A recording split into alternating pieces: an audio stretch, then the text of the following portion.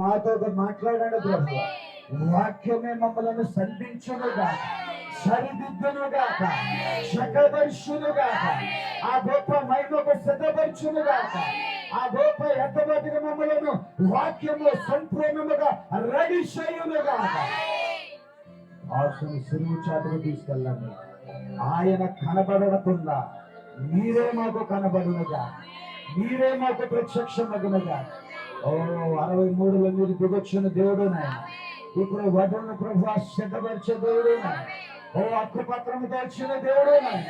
ఇప్పుడు సంఘము ఆ వధువు అది పొందుకొని సిద్ధపరుచుండగా మరొకసారి మాకు రాత్రి మేల్కొల్పుండగా ఆశ మీదకి అభిషేకం పంపించి దేవా సంధించి ప్రభు ప్రేరేపించి నాయన రాసుడు దేవదాసి గారిని వాడుకున్నందుకు నీకు అన్నాం. ఈ రాత్రి కోటాన్ని కూడా మీ చేతుల్లో పెడుతున్నాం. ప్రతి వారితో మీరు మాట్లాడునా, కాల నివాసులతో మాట్లాడునా, ఈ వచ్చిన వ్యక్తులతో మాట్లాడునా. రాసులు అందరికీ వాక్యము ఓ అద్భుతముగా వివరించండి. మహిమ తెచ్చుకోండి, ఘనత తెచ్చుకోండి, ఆరాధనకు నాయకత్వం వహించండి. యేసుక్రీస్తు మీ నామముని ప్రార్థన అడుగుచున్నాను.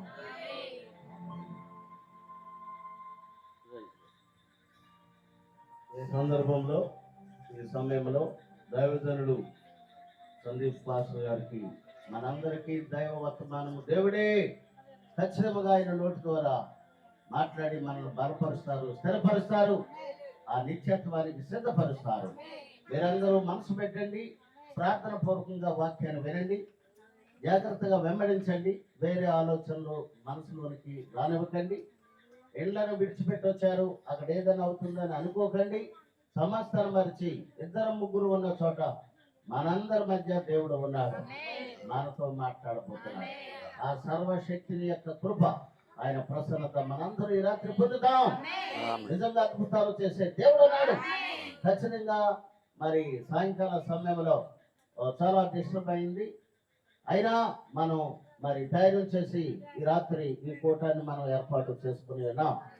మన కూటము ముగించే వరకు దేవుడు తన అద్భుతాన్ని జరిగిస్తాడని నేను నమ్ముచున్నాను. నమ్మే వారందరూ దేవుని స్తోత్రం చేస్తారు. హల్లెలూయా. వర్షం ఆటంకం ఏమి ఉండదు, దైవ కృప అందరి మీద ఉంటుంది. దైవ వాక్యం ద్వారా దేవుడే తన బిడ్డలతో మాట్లాడి బలపరచునుగా. ఇక్కడ నుంచి బాగుంది, ఇట్లాగే బాగుంది, కనపడుతుంది. సరే పిల్లలు, మనం అలాగే నుంచొని పొద్దున చదివిన కీర్తనకి కొంచెం ముందు 27వ కీర్తన చదువుదాం. కీర్తన 27 అందరం కలిసి చదువుదాం. 27వ కీర్తన, దావీదు కీర్తన 27వ అధ్యాయం. యెహోవా నాకు వెలుగును రక్షణయునయున్నాడు, నేను ఎవరికి భయపడదును. యెహోవా నా ప్రాణదుర్గము, ఎవరికి వెరదును. నా శరీర మాంసము తినుటకై దుష్టులు నా మీదకి వచ్చినప్పుడు, నన్ను బాధించే శత్రువులు నా మీదకి వచ్చినప్పుడు, వారు తొట్టిల్లి కూలిరి. నాతో యుద్ధము చేయుటకు దండు దిగినను, నా హృదయము భయపడదు. నా మీదికి యుద్ధము రేగినను, దీనిలో నేను ధైర్యము విడవకుండును. యెహోవా యొద్ద ఒక్క వరము అడిగితిని, దానిని నేను వెతకుచున్నాను. యెహోవా ప్రసన్నతను చూచుటకును, ఆయన ఆలయములో ధ్యానించుటకును నా జీవిత కాలమంతయు నేను యెహోవా మందిరములో నివసింపకోరుచున్నాను.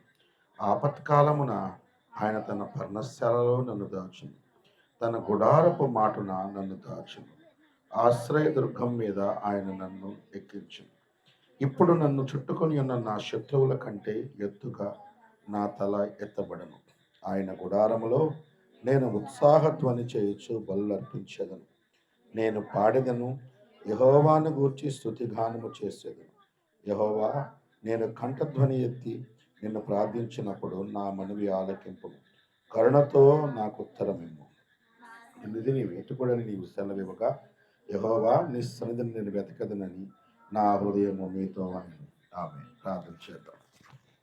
పరిశుద్ధుడా, పవిత్రుడా, మార్పు లేని మా దేవ, నీకే స్తోత్రము నాయన. సర్వశక్తి కలిగిన దేవుడవు, సర్వకాలములలోను సర్వ యుగములలోను ప్రభువా, నీవు నిన్న నేడు నిరంతరము దేవుడై ఉన్నావు ప్రభువా. నువ్వు మారే దేవుడవు కాదు కానీ, చరిత్రలోని దేవుడవు కాదు కానీ ప్రభా, ఇప్పుడు కూడా అదే దేవుడుగా ఉన్నావు తండ్రి. దేవా తండ్రి ప్రభా, ఈ యొక్క సాయంకాల సమయంలో నిత్యంగా నాయన ప్రభా, నీ ప్రజల మధ్యలోకి దిగిరమ్ము నాయన, మమ్మల్ని బలపరచుము ప్రభా. నిజమే నాయన, నాయన నువ్వు కృపనిస్తే మేము బలపరచబడతాం ప్రభా. నీ కృప లేనిది మేమేమి చేయలేము ప్రభా. దేవా సహాయం చేయండి నాయన, నీ ఆత్మతో నింపండి, నీ సన్నిధి కాంతి మాకు దయచేయండి ప్రభా. నీవే మమ్మల్ని బలపరచుము రాజా. దేవా నాయన, నిజంగానే నాయన ప్రభా, కొద్ది గంటల క్రితం ఎంతో వర్షంతో నాయన ప్రభా ఈ ప్రాంతం తడిసిపోయినప్పటికీ ప్రభా, నాయన ఇట్లంటే మీ వాటర్ ప్రూఫ్ కాకపోయినప్పటికీ ప్రభా, మరి నాయన బయట అసలు ఆరాధన జరిగిద్దో లేదో అనుకున్న స్థితిలో ప్రభా, ఇలా చక్కటి సమయాన్ని మాకు ఇచ్చినందుకు స్తోత్రము నాయన. అలాగే నాయన, మాకు అవసరమైన సంగతులతో మమ్మల్ని ఇంకా బలపరిచి ఈ సమయం మాకు వ్యర్థము కాకుండా ఉపయోగకరంగా ఉన్నట్లు సహాయం దయచేయమని మమ్మల్ని మీకు సమర్పిస్తూ యేసుక్రీస్తుని నామములో ప్రార్థిస్తున్నాము తండ్రి, ఆమేన్. అందరూ కూర్చోవచ్చు పిల్లరా. గత ఉదయం మనం 30వ కీర్తన చదివాం. ఈ పూట 27వ కీర్తన గురించి కొన్ని అంశాలు ధ్యానిద్దాం. ఏంటి మళ్ళా కీర్తన తీశారనుకోకండి. కీర్తనలో అవి బాధల్లో రాసినవి ఉన్నాయి, సంతోషంలో రాసినవి ఉన్నాయి, లేకపోతే ప్రార్థనతో రాసినవి ఉన్నాయి, రకరకాలు ఉన్నాయి. కానీ కీర్తనల్లో ప్రవచనాలు ఉన్నాయి పిల్లలు. ఆమేన్. కొన్ని కీర్తనలు చాలా జరగబోయే సంగతుల్ని నేను ముందుగా చూసి రాశాడు. ఉదాహరణకి 16వ కీర్తన దావీదు రసిక కావ్యం అని రాసి ఉంటుంది. ఆ టైటిల్ చూసి ఏం తప్ప ఇలాంటి టైటిల్ పెట్టారని చెప్పేసి ఆశ్చర్యపోయి ఒకసారి వెళ్ళి ఎతకండి. అందులో దావీదు చెప్పే ఆ యొక్క విషయం ఏమిటి అంటే భౌతిక సంబంధమైంది కాదు.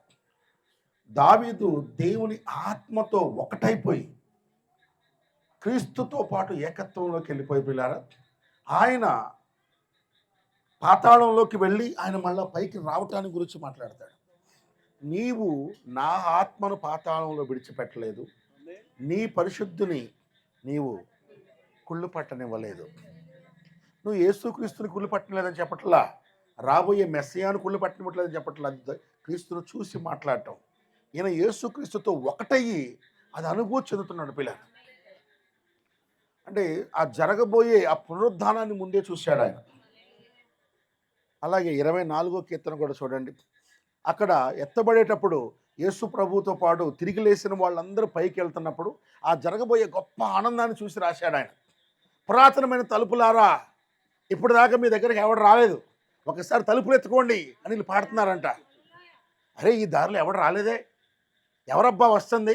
ఈ దారిలో ఏ మగవాడి వరకు ప్రవేశించలేదు, ఏ మానవుడే ప్రవేశించలేదు, ఎవరబ్బా ఈ దారిలో వస్తుంది అంటే వెనకాలలో చెప్తున్నారు, ఎవరు?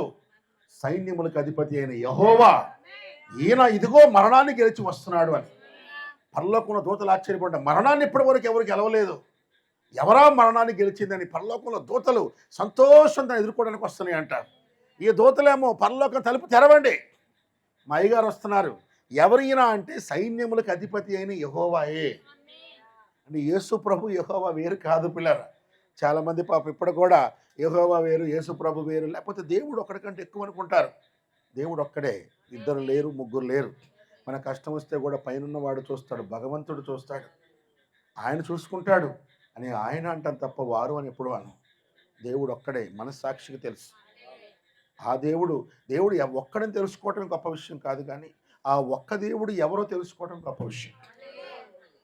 ఆయన స్వభావం తెలుసుకోవడం అవసరం మనకి. సరే, ఏదైనప్పటికీ సో ఆ 24వ కీర్తన కూడా ఆయన క్రీస్తు యొక్క పునరుద్ధానాన్ని ముందుగా చూసి రాసినటువంటి కీర్తన. అలాగే 22వ కీర్తన కూడా ఆయన చూసేది యేసు ప్రభువుని సిలువేసే రోజు ఎలా ఆయన కొట్టుకుంటా వెళ్ళారు, ఎలా ఆయన వస్త్రాలు తీసుకొని ఆ వస్త్రాల కోసం చీటీలు వేసుకున్నారు. ఆ యెరూషలేములో జరగబోయే ఆ సంఘటన మొత్తాన్ని కొన్ని వందల సంవత్సరాల క్రితం దావీదు చూసి ఇలా రాసుకుంటా వచ్చాడు. ఆ రోజు సిలువలో ఆయన ఏమని అరవబోతున్నాడో కూడా చూశాడు ఆయన. అవునా? ఆ సిలువ మీద కూర్చొని ఎలా లామా సబక్తాని, అది హెబ్రీ భాషలో నా దేవా నన్ను ఎలా విడిచితివి, ఆయన అరిసేది చూశాడు, ఆయన కొట్టుకుంటా వెళ్ళటాన్ని చూశాడు. అందుకని దావీదు మెస్సయ్య వస్తాడు అంటే వస్తే వీళ్ళు ఏం చేయబోతారో చూసి చాలా ఏడుస్తాడు పిల్లలు, చాలా ఏడుస్తాడు. ఆయన వస్తాడు, కానీ వస్తే వీళ్ళు ఏం చేయబోతున్నారు. ఈ ఇశ్రాయేలీలే దేవుడు నేను చేయబోతాను. ఈ మనుషులు, దేవుడు మనిషిగా వస్తే ఆయన మంచితనం, ఆయన ప్రేమ, ఆయన పరిశుద్ధత, ఆయన శక్తి, ఆయన యొక్క మంచితనాన్ని నచ్చక, మంచితనాన్ని ఇష్టపడక మానవులు ఆయన్ని ఓర్చుకోలేక ఆయన్ని కొట్టి చంపబోతున్నారు. ఇదంతా ఆయన ముందుగానే చూసి 22వ కీర్తనలో రాశాడు. మరొక కీర్తనలో 1000 ఏళ్ల పాలనలో వాళ్ళు చంపినా 24వ కీర్తనలో ఆయన పైకి లెగవటాన్ని చూశాడు, లెగిసి పైకి వెళ్ళటాన్ని చూశాడు. అదే దావీదు మరొక కీర్తనలో యేసు ప్రభు 1000 ఏళ్ల పాలనలో ఈ భూమికి రారాజుగా ఉండి ఆయన హెడ్ క్వార్టర్ యెరూషలేములో పెట్టుకొని ప్రపంచం మొత్తాన్ని దేవుడు ఏలటాన్ని చూశాడు. ఇక ప్రపంచం మొత్తం ఆకలి బాధలు లేవు, కరువులు లేవు, ఇబ్బందులు లేవు, ఎక్కడ రోగాలు లేవు. ఏ ఊర్లో చూసినా ఒక పోలీస్ స్టేషన్ లేదంట, ఒక హాస్పిటల్ లేదంట. అది చూసి ఆశ్చర్యపోతాడు, ఏంటి పోలీస్ స్టేషన్లు లేని, హాస్పిటల్ లేని ఊర్లు రాబోతున్నాయా? ఎందుకంటే ఎవడు పోయి గొడవలు పడే వాళ్ళు ఉండరు, కొట్లాడుకునే వాళ్ళు ఉండరు, సమస్యల్లో ఉండే వాళ్ళు ఉండరు. కాబట్టి పోలీస్ స్టేషన్ దగ్గర పనే ఉండదు, హాస్పిటల్ అవసరం ఉండదు. ఎందుకంటే రోగం అనేదే ఉండదు ఆ 1000 ఏళ్ల పాలనలో. రాబోయే దేవుడి రాజ్యం ఉండబోతుంది. అప్పుడు అన్ని ఊర్లకి వెళ్ళి చూస్తాడు, ఒక్క ఊర్లో కూడా ఒక అడుక్కునేవాడు కనపడాడు. Africa, America, India, Indonesia, China అన్ని దేశాలు చూస్తాడు ఆయన, ఎక్కడ ఒక అడుక్కునేవాడు లేడే. ఆ దర్శనంలో పోయి చూస్తాడు, అందరూ హ్యాపీగా. నిజంగా గాంధీ గారు అంటారు, మన దేశానికి స్వతంత్రం ఎప్పుడు వచ్చినట్టు అన్నాడు పిల్లరా. ఈ దేశానికి స్వతంత్రం ఎప్పుడు వచ్చినట్టు గాంధీ గారి ఉద్దేశం ఏంటంటే, అర్ధరాత్రి ఆడపిల్ల స్వేచ్ఛగా ఏ బాధ లేకుండా తిరగలిగిన రోజే దేశానికి స్వతంత్రం వచ్చినప్పుడు అన్నాడు. అవునా? అవునా కదా? ఈ స్వతంత్రం ఆయన చూసింది యేసు ప్రభు రాజ్యంలో చూశాడు. అక్కడ ఏ రాత్రి అయినా పాముల భయం లేదు, మనుషుల భయం లేదు, ఏ కుక్కల భయం లేదు, ఏ జంతువుల భయం లేదు. హ్యాపీగా ప్రపంచం అద్భుతంగా ఉంటానని చూశాడు. ఇక అది చూసి ఇలాంటి రోజులు రాబోతున్నాయి, ఇలాంటి ఊర్లు రాబోతున్నాయా? ప్రపంచం అంతా, చైనా వాళ్ళు, ఇండియా వాళ్ళు, పాకిస్తాన్ వాళ్ళు అందరూ కలిసి ప్రేమతో ఉంటాం, గొడవలు లేకుండా ఉంటాం, యుద్ధాలు లేకుండా ఉంటాం.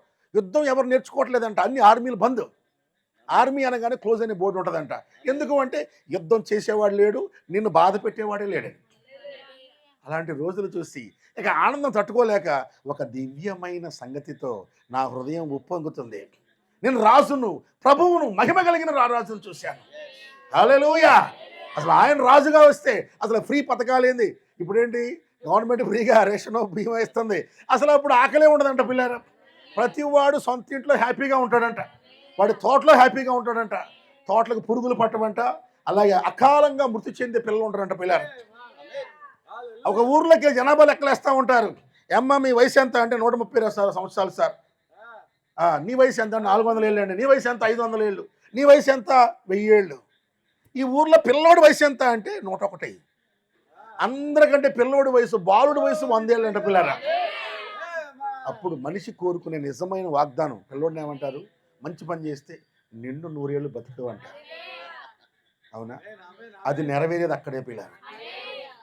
ఒక 100 ఏళ్ళు బతికితే ఒక జీవితం సంపూర్ణం అనుకుంటే, కనీసం ఎలాంటి పాపాత్ముడైనా, ఎలాంటి బలహీనుడైనా 100 ఏళ్ళు బతకపోతానని చూశాడు.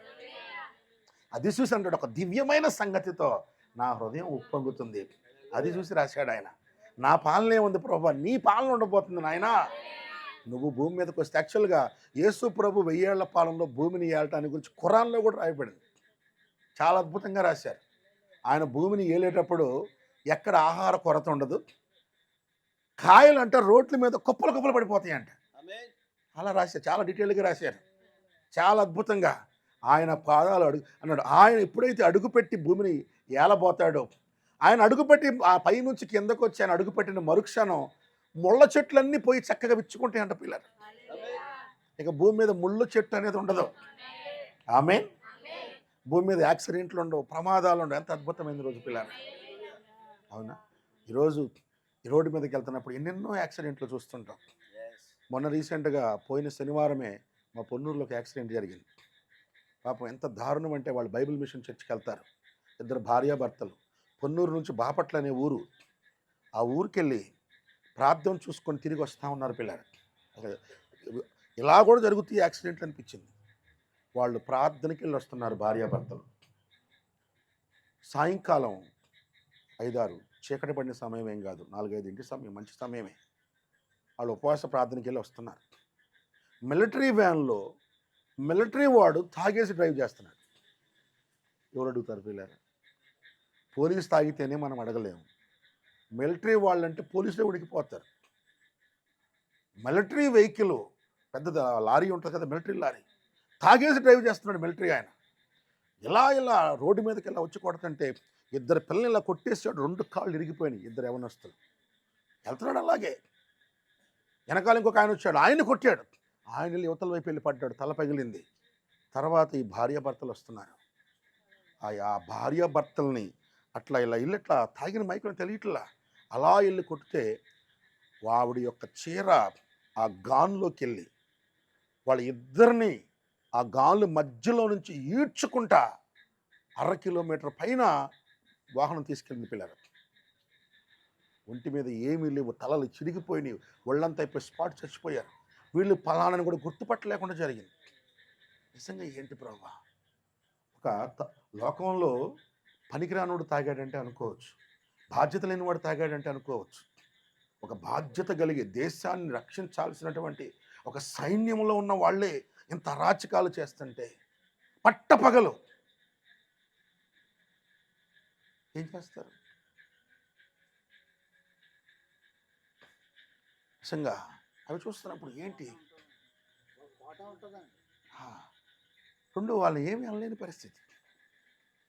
తీసుకెళ్ళి ఆయన తట్టుకోలేక పక్కన వాళ్ళు తీసి మిలిటరీ అయితే ఇంకోటి తాగేసాడని చెప్పేసి 2 కొట్టారు, తీసుకెళ్ళి అక్కడ పెడితే మళ్ళీ తీసుకెళ్ళిపోయారు వాళ్ళని. ఏమి లేదు వాళ్ళకి.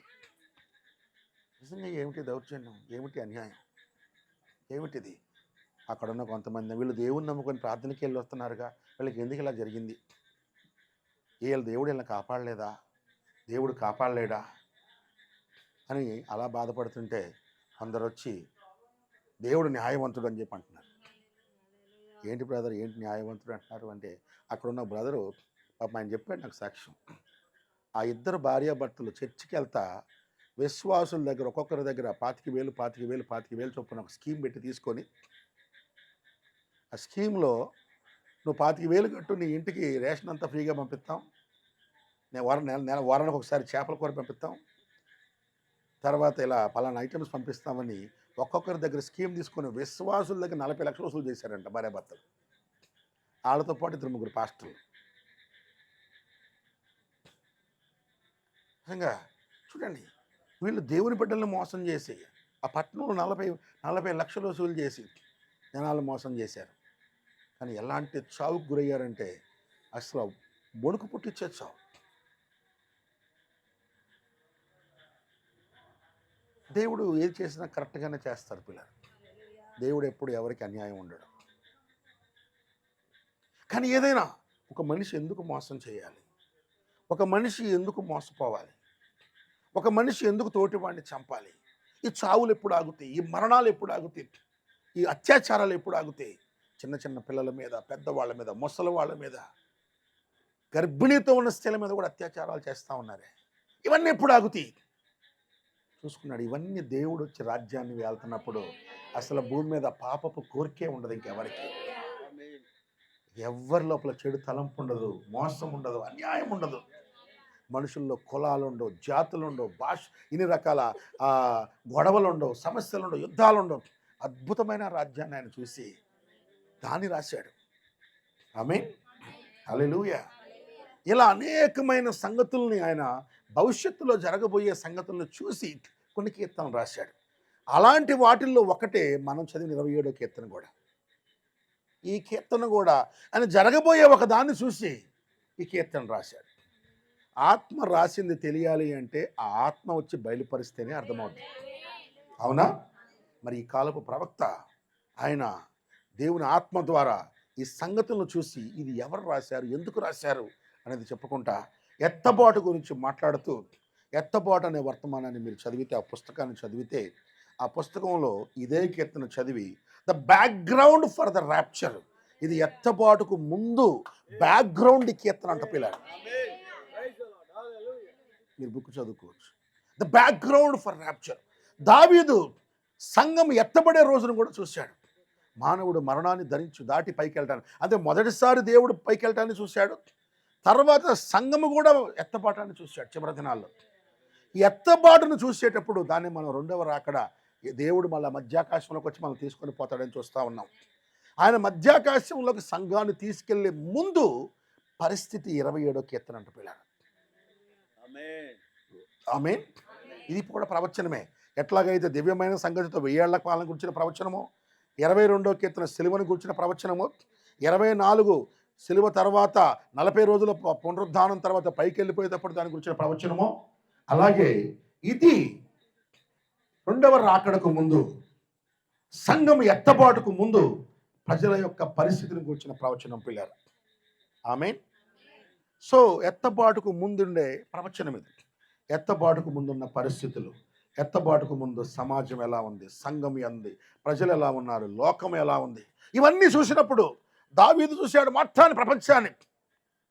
రెండవ రాకడకు ముందు ప్రపంచాన్ని చూసినప్పుడు ఇక ఆయన మొత్తం దర్శనం అన్ని దిశలు తిరిగి వస్తుంటాడు. దర్శనంలో ఒక్కొక్క దేశాన్ని చూసి, ఒక్కొక్క ప్రజలను చూసి మనల్ని అందరూ చూసేసాడు ఆయన. ఎప్పుడో పిల్లారా? 3000 సంవత్సరాల క్రితమే మనల్ని ఎవరో చూసేశారు ఆల్రెడీ. ఆమె మనల్ని చూసి ఆమోస్ అనే ప్రవక్త కూడా మనల్ని చూసి ఒక దర్శనం చూశాడు. అబ్బో రెండవ రాకడకు ముందు ప్రపంచం అంతా కరువు కరువు కరువు కరువు కరువు కరువు అని రాశాడు. వాళ్ళందరూ చూసి ఏంటయ్యా కరువు, ఎందుకు కరువు, ఆ రోజుల్లో అన్నం ఉండదా, నీళ్ళు ఉండవా అంటే అంటాడు, అన్నం కొరకు కరువు కాదు, నీళ్ళ కొరకు కరువు కాదు. మరి దేనికోసం కరువు అన్నాడు. దేనికోసం కరువు అంటే ఆయన చెప్పుకుంటా వచ్చాడు, నీతి, నిజాయితీ, మంచితనం, ప్రేమ, క్రీస్తు యొక్క నిజ వాక్యానికి కరువు ఉంటుంది. వాక్యానికి కరువు కాదు, నిజ వాక్యానికి కరువు. వాక్యం ఎక్కువ ఉంటుంది కానీ నిజవాక్యం ఉండదు, నిజమైన ప్రేమలు ఉండవు. ఈయన కూడా రాకడకు ముందు ప్రజలను చూసి పిల్లారా చాలా బాధతో చాలా ఈ కీర్తన రాశాడు.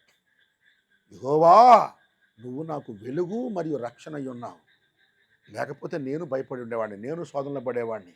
నేను ఎవరికి భయపడుతున్నావు, ఎవరికి వెరుతున్నావు? ఇదిగో నా శరీరాన్ని తినడానికి వస్తున్నారు, నా ఆత్మను చంపడానికి వస్తున్నాయి, నా శరీరాన్ని చంపడానికి వస్తున్నాయి. శరీరేచ్ఛలు చివరి దినాల్లో ఉండే అంత శరీరేచ్ఛలు, చివరి దినాల్లో ఇప్పుడు దినాల్లో ఉన్నటువంటి ఆ ఘోరమైన శత్రువుల దాడి, ఇవన్నీ చూసి ఒక వ్యక్తి భక్తి చేయడానికి అత్యంత కష్టమైన కాలం అది. చాలా ఘోరాతి ఘోరమైన కాలం, చాలా భయంకరమైన కాలం ఈ రెండవ రాకడకు ముందు ఉన్న కాలం అని, మనం ఉన్న కాలాన్ని చూసి ఆయన రాశాడు. అందుకే కీర్తనలో భయము, వణుకు, శత్రువులు, దాడి, లేకపోతే ఒక సైన్యం వెంబడించడం, ఓ ప్రభువా, చాలా ఘోరాతి ఘోరమైన కార్యంగా చివరి దినాలు, మనం ఉన్న దినాలను చూశాడు పిల్లలు. చాలా ఆశ్చర్యంగా లేదా? ఒక వ్యక్తి మనం ఉన్న దినాలని 3000 సంవత్సరాల క్రితం చూసి అమ్మో చాలా ప్రమాదం, చాలా ప్రమాదం, చాలా ప్రమాదం, చాలా ప్రమాదకరమైన దినాలు, చాలా ప్రమాదకరమైన దినాలు, అమ్మో భయభ్రాంతులు కలగజేసే దినాలని రాశాడు. అదే రోజుల్లో మనం ఉండి ఆహా ప్రపంచం వెలిగిపోతుంది, మంచి మంచి ఇళ్ళు వస్తున్నాయి, చక్కగా టెక్నాలజీ పెరిగిపోతుంది, ఇంతకుముందున్న దానికంటే ఇప్పుడు మనకి వాహనాలు పెరుగుతున్నాయి, ఊరికి బైకులు వస్తున్నాయి, కార్లు వస్తున్నాయి, రోడ్లు వస్తున్నాయి, ఇంకా గవర్నమెంట్ ఫ్రీ బస్సు వచ్చింది, హ్యాపీగా ట్రైన్స్ వచ్చినాయి, మనం ఎదుగుతున్నాం, డెవలప్ అవుతున్నాం. మా పిల్లలు ఎక్కడో అమెరికాలో ఉంటున్నారు, యూరప్లో ఉంటున్నారు, మేము ఎక్కడెక్కడో ఉండగలుగుతున్నాం, ప్రపంచం బాగుంది, చాలా ప్రపంచం బాగుంది అని మనం అనుకుంటున్న ఇదే రోజుల్ని మరొక వ్యక్తి రోజుకి 7 సార్లు ప్రార్థన చేసి దేవుని ఆత్మలో ఎంతో సమయాన్ని గడిపి ఆత్మతో ఎంతగానో తడిలించిన ఒక వ్యక్తి ఇదే రోజులను చూసి ఇది చాలా భయంకరమైన దినాలు, భయంకరమైన దినాలు, చాలా భయంకరమైన దినాలు. నిజం పిల్లలు.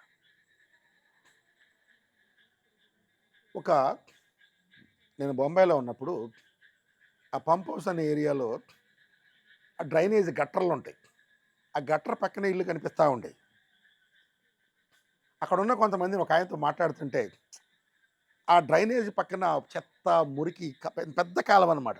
ఆ కాలం ఎప్పుడు ప్రవహిస్తూ ఉంటుంది, ఎప్పుడు మురుగు, చెత్త, భయంకరమైనటువంటి ఆ వాసన. ఎన్నో సంవత్సరాలు అక్కడ అలవాటు పడ్డాడంట. ఆయన ఊరికి వచ్చేసి ప్రశాంతమైన పొలాలను చూస్తే ఉండలేకపోతున్నాడట. పొలాలను చూసి మన ఏరియాకే పోవాలి, మన ప్లేస్కే పోవాలి.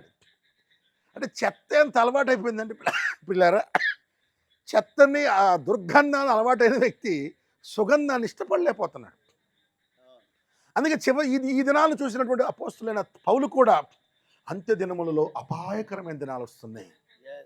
ప్రజలు స్వార్థపరులు, ధనాపేక్షకులు, బెంకములాడువారు, సజ్జన ద్వేషులు, తల్లిదండ్రులకు అవిధేయులు, మంచి వాళ్ళను ద్వేషించేవాళ్ళు, అనురాగరహితులు, అజితేంద్రియులు, అజితేంద్రులు అంటే కామంతో కళ్ళు మూసుకుపోయేవాళ్ళు, అనురాగరహితులు, కుటుంబ బాంధవ్యాలు ఫీల్ అవ్వని వాళ్ళు, దేవుని కంటే సుఖాన్ని ఎక్కువ ప్రేమించేవాళ్ళు.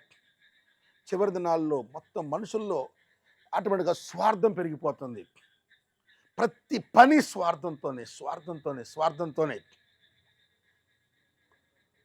కుటుంబ వ్యవస్థ ఉంటుంది, స్వార్థంతోనే ఉంటుంది. కార్యక్రమాలు జరుగుతుంటాయి, స్వార్థంతోనే ఉంటుంది. ఫంక్షన్స్ జరుగుతుంటాయి, స్వార్థంతోనే ఉంటుంది. మీటింగ్స్ జరుగుతుంటే స్వార్థంతోనే ఉంటుంది. రాజకీయాలు జరుగుతుంటే స్వార్థంతోనే ఉంటుంది. ఎందుకంటే ఎదుటివాడి మేలు కోరే పరిస్థితి తగ్గిపోతుంది. ఇది దావీదు కొన్ని వేల ఏళ్ల క్రితం ఎప్పటి కాలాన్ని చూసి రాసినటువంటి సంగతి పిల్లలు. ఆమె ఇప్పటి కాలాన్ని చూసి కొన్ని వేల సంవత్సరాల క్రితం ఆయన రాశాడు. చివరి దినాల్లో శరీరాన్ని చంపే శత్రువులు వస్తారంట పిల్లలు.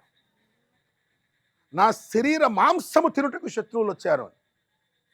ఆమె పాపపు కోరికలు అన్ని రకాలుగా మనిషి శరీరాన్ని బాధ పెట్టేవి, మనుషుల్ని మృగాలుగా మార్చే పరిస్థితి చివరి దినాల్లో మనం ఉన్నటువంటి రోజుల గురించి.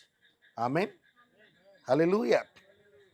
అలాగే శరీరాన్ని హింస పెట్టే ఎప్పుడు లేనన్ని రోగాలు కూడా ఇప్పుడే. అవునా? మీ చిన్నప్పుడు ఎవరికైనా షుగర్లని విన్నారా? ఒక 50 ఏళ్ల క్రితం, 50 ఏళ్ళు దాటిన వాళ్ళు ఉన్నారు. 50 ఏళ్ల క్రితం ఎవరికైనా షుగరు బీపీ అనే మాటలు పల్లెటూరులో విన్నారా? అసలు విన్నారా? థైరాయిడ్లు విన్నారా? గ్యాస్ ట్రబుల్ విన్నారా? అసలు ఊర్లో పేర్లు 50 ఏళ్ల క్రితం. 50 ఏళ్ల క్రితమే అన్నా నేను. 150 ఏళ్ల క్రితం కాదు, 250 ఏళ్ల క్రితం కాదు, జస్ట్ 50 ఏళ్ళే. క్యాన్సర్లు విన్నారా? 50 ఏళ్ల క్రితం విడాకులు అనే పాటలు విన్నారా?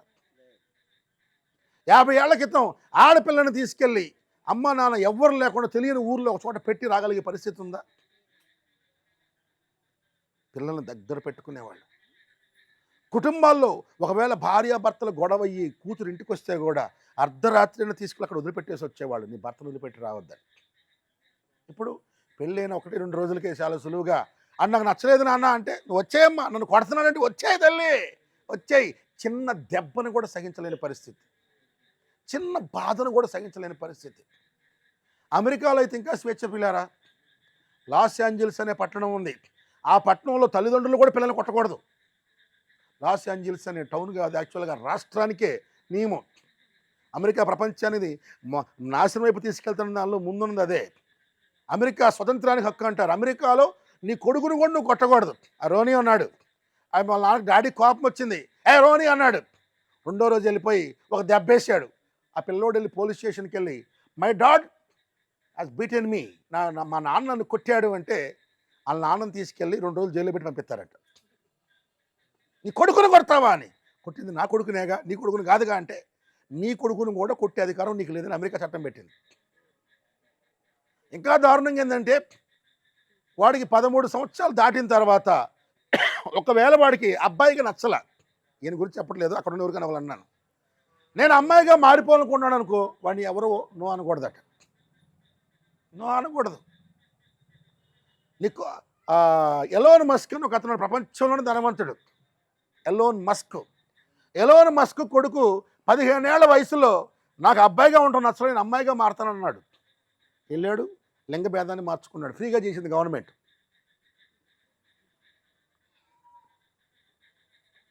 అందుకే ఆయనకి ఆ డెమోక్రటిక్ పార్టీ అంటే కోపం పెట్టి ట్రంప్ పక్షాన్ని జాయిన్ అయ్యాడు. మీరు ఇంత స్వేచ్ఛనిచ్చి, ఇంత అధికారం ఇంత ఇచ్చి ఇష్టం వచ్చినట్టు మారుస్తున్నారా అని. వాళ్ళ కొడుకు ఈయన కేసు పెట్టలేడు, అడగలేడు, ఎందుకంటే నాకు అధికారం లేదు. కానీ దేవుడిచ్చిన చట్టం ఏంటి పిల్లారా? బాలు నడవలసిన త్రోవ వానికి నేర్పమన్నాడు. బెత్తం వాడని వాడు కుమారునికి విరోధి అన్నాడు దేవుడు. అవునా? ఇప్పుడున్న చట్టాలు చూడండి, ప్రపంచాలు చూడండి. భర్తలు భార్యలను చిన్న మాట అంటానికి లేదు. ఆడవాళ్ళకి హక్కులు ఎక్కువ మగవాళ్ళకంటే. అధికారులకి పిల్లరా ప్రజలు లోబడిన పరిస్థితి. మాకు నచ్చినట్టుంటే నేను ఉంచుతాం, లేకపోతే లేదు. ఏమంటే రాష్ట్రం అప్పుల్లో ఉందండి, సమస్యలు ఉందండి, నాకు అనవసరం, నాకేమి ఇచ్చావు.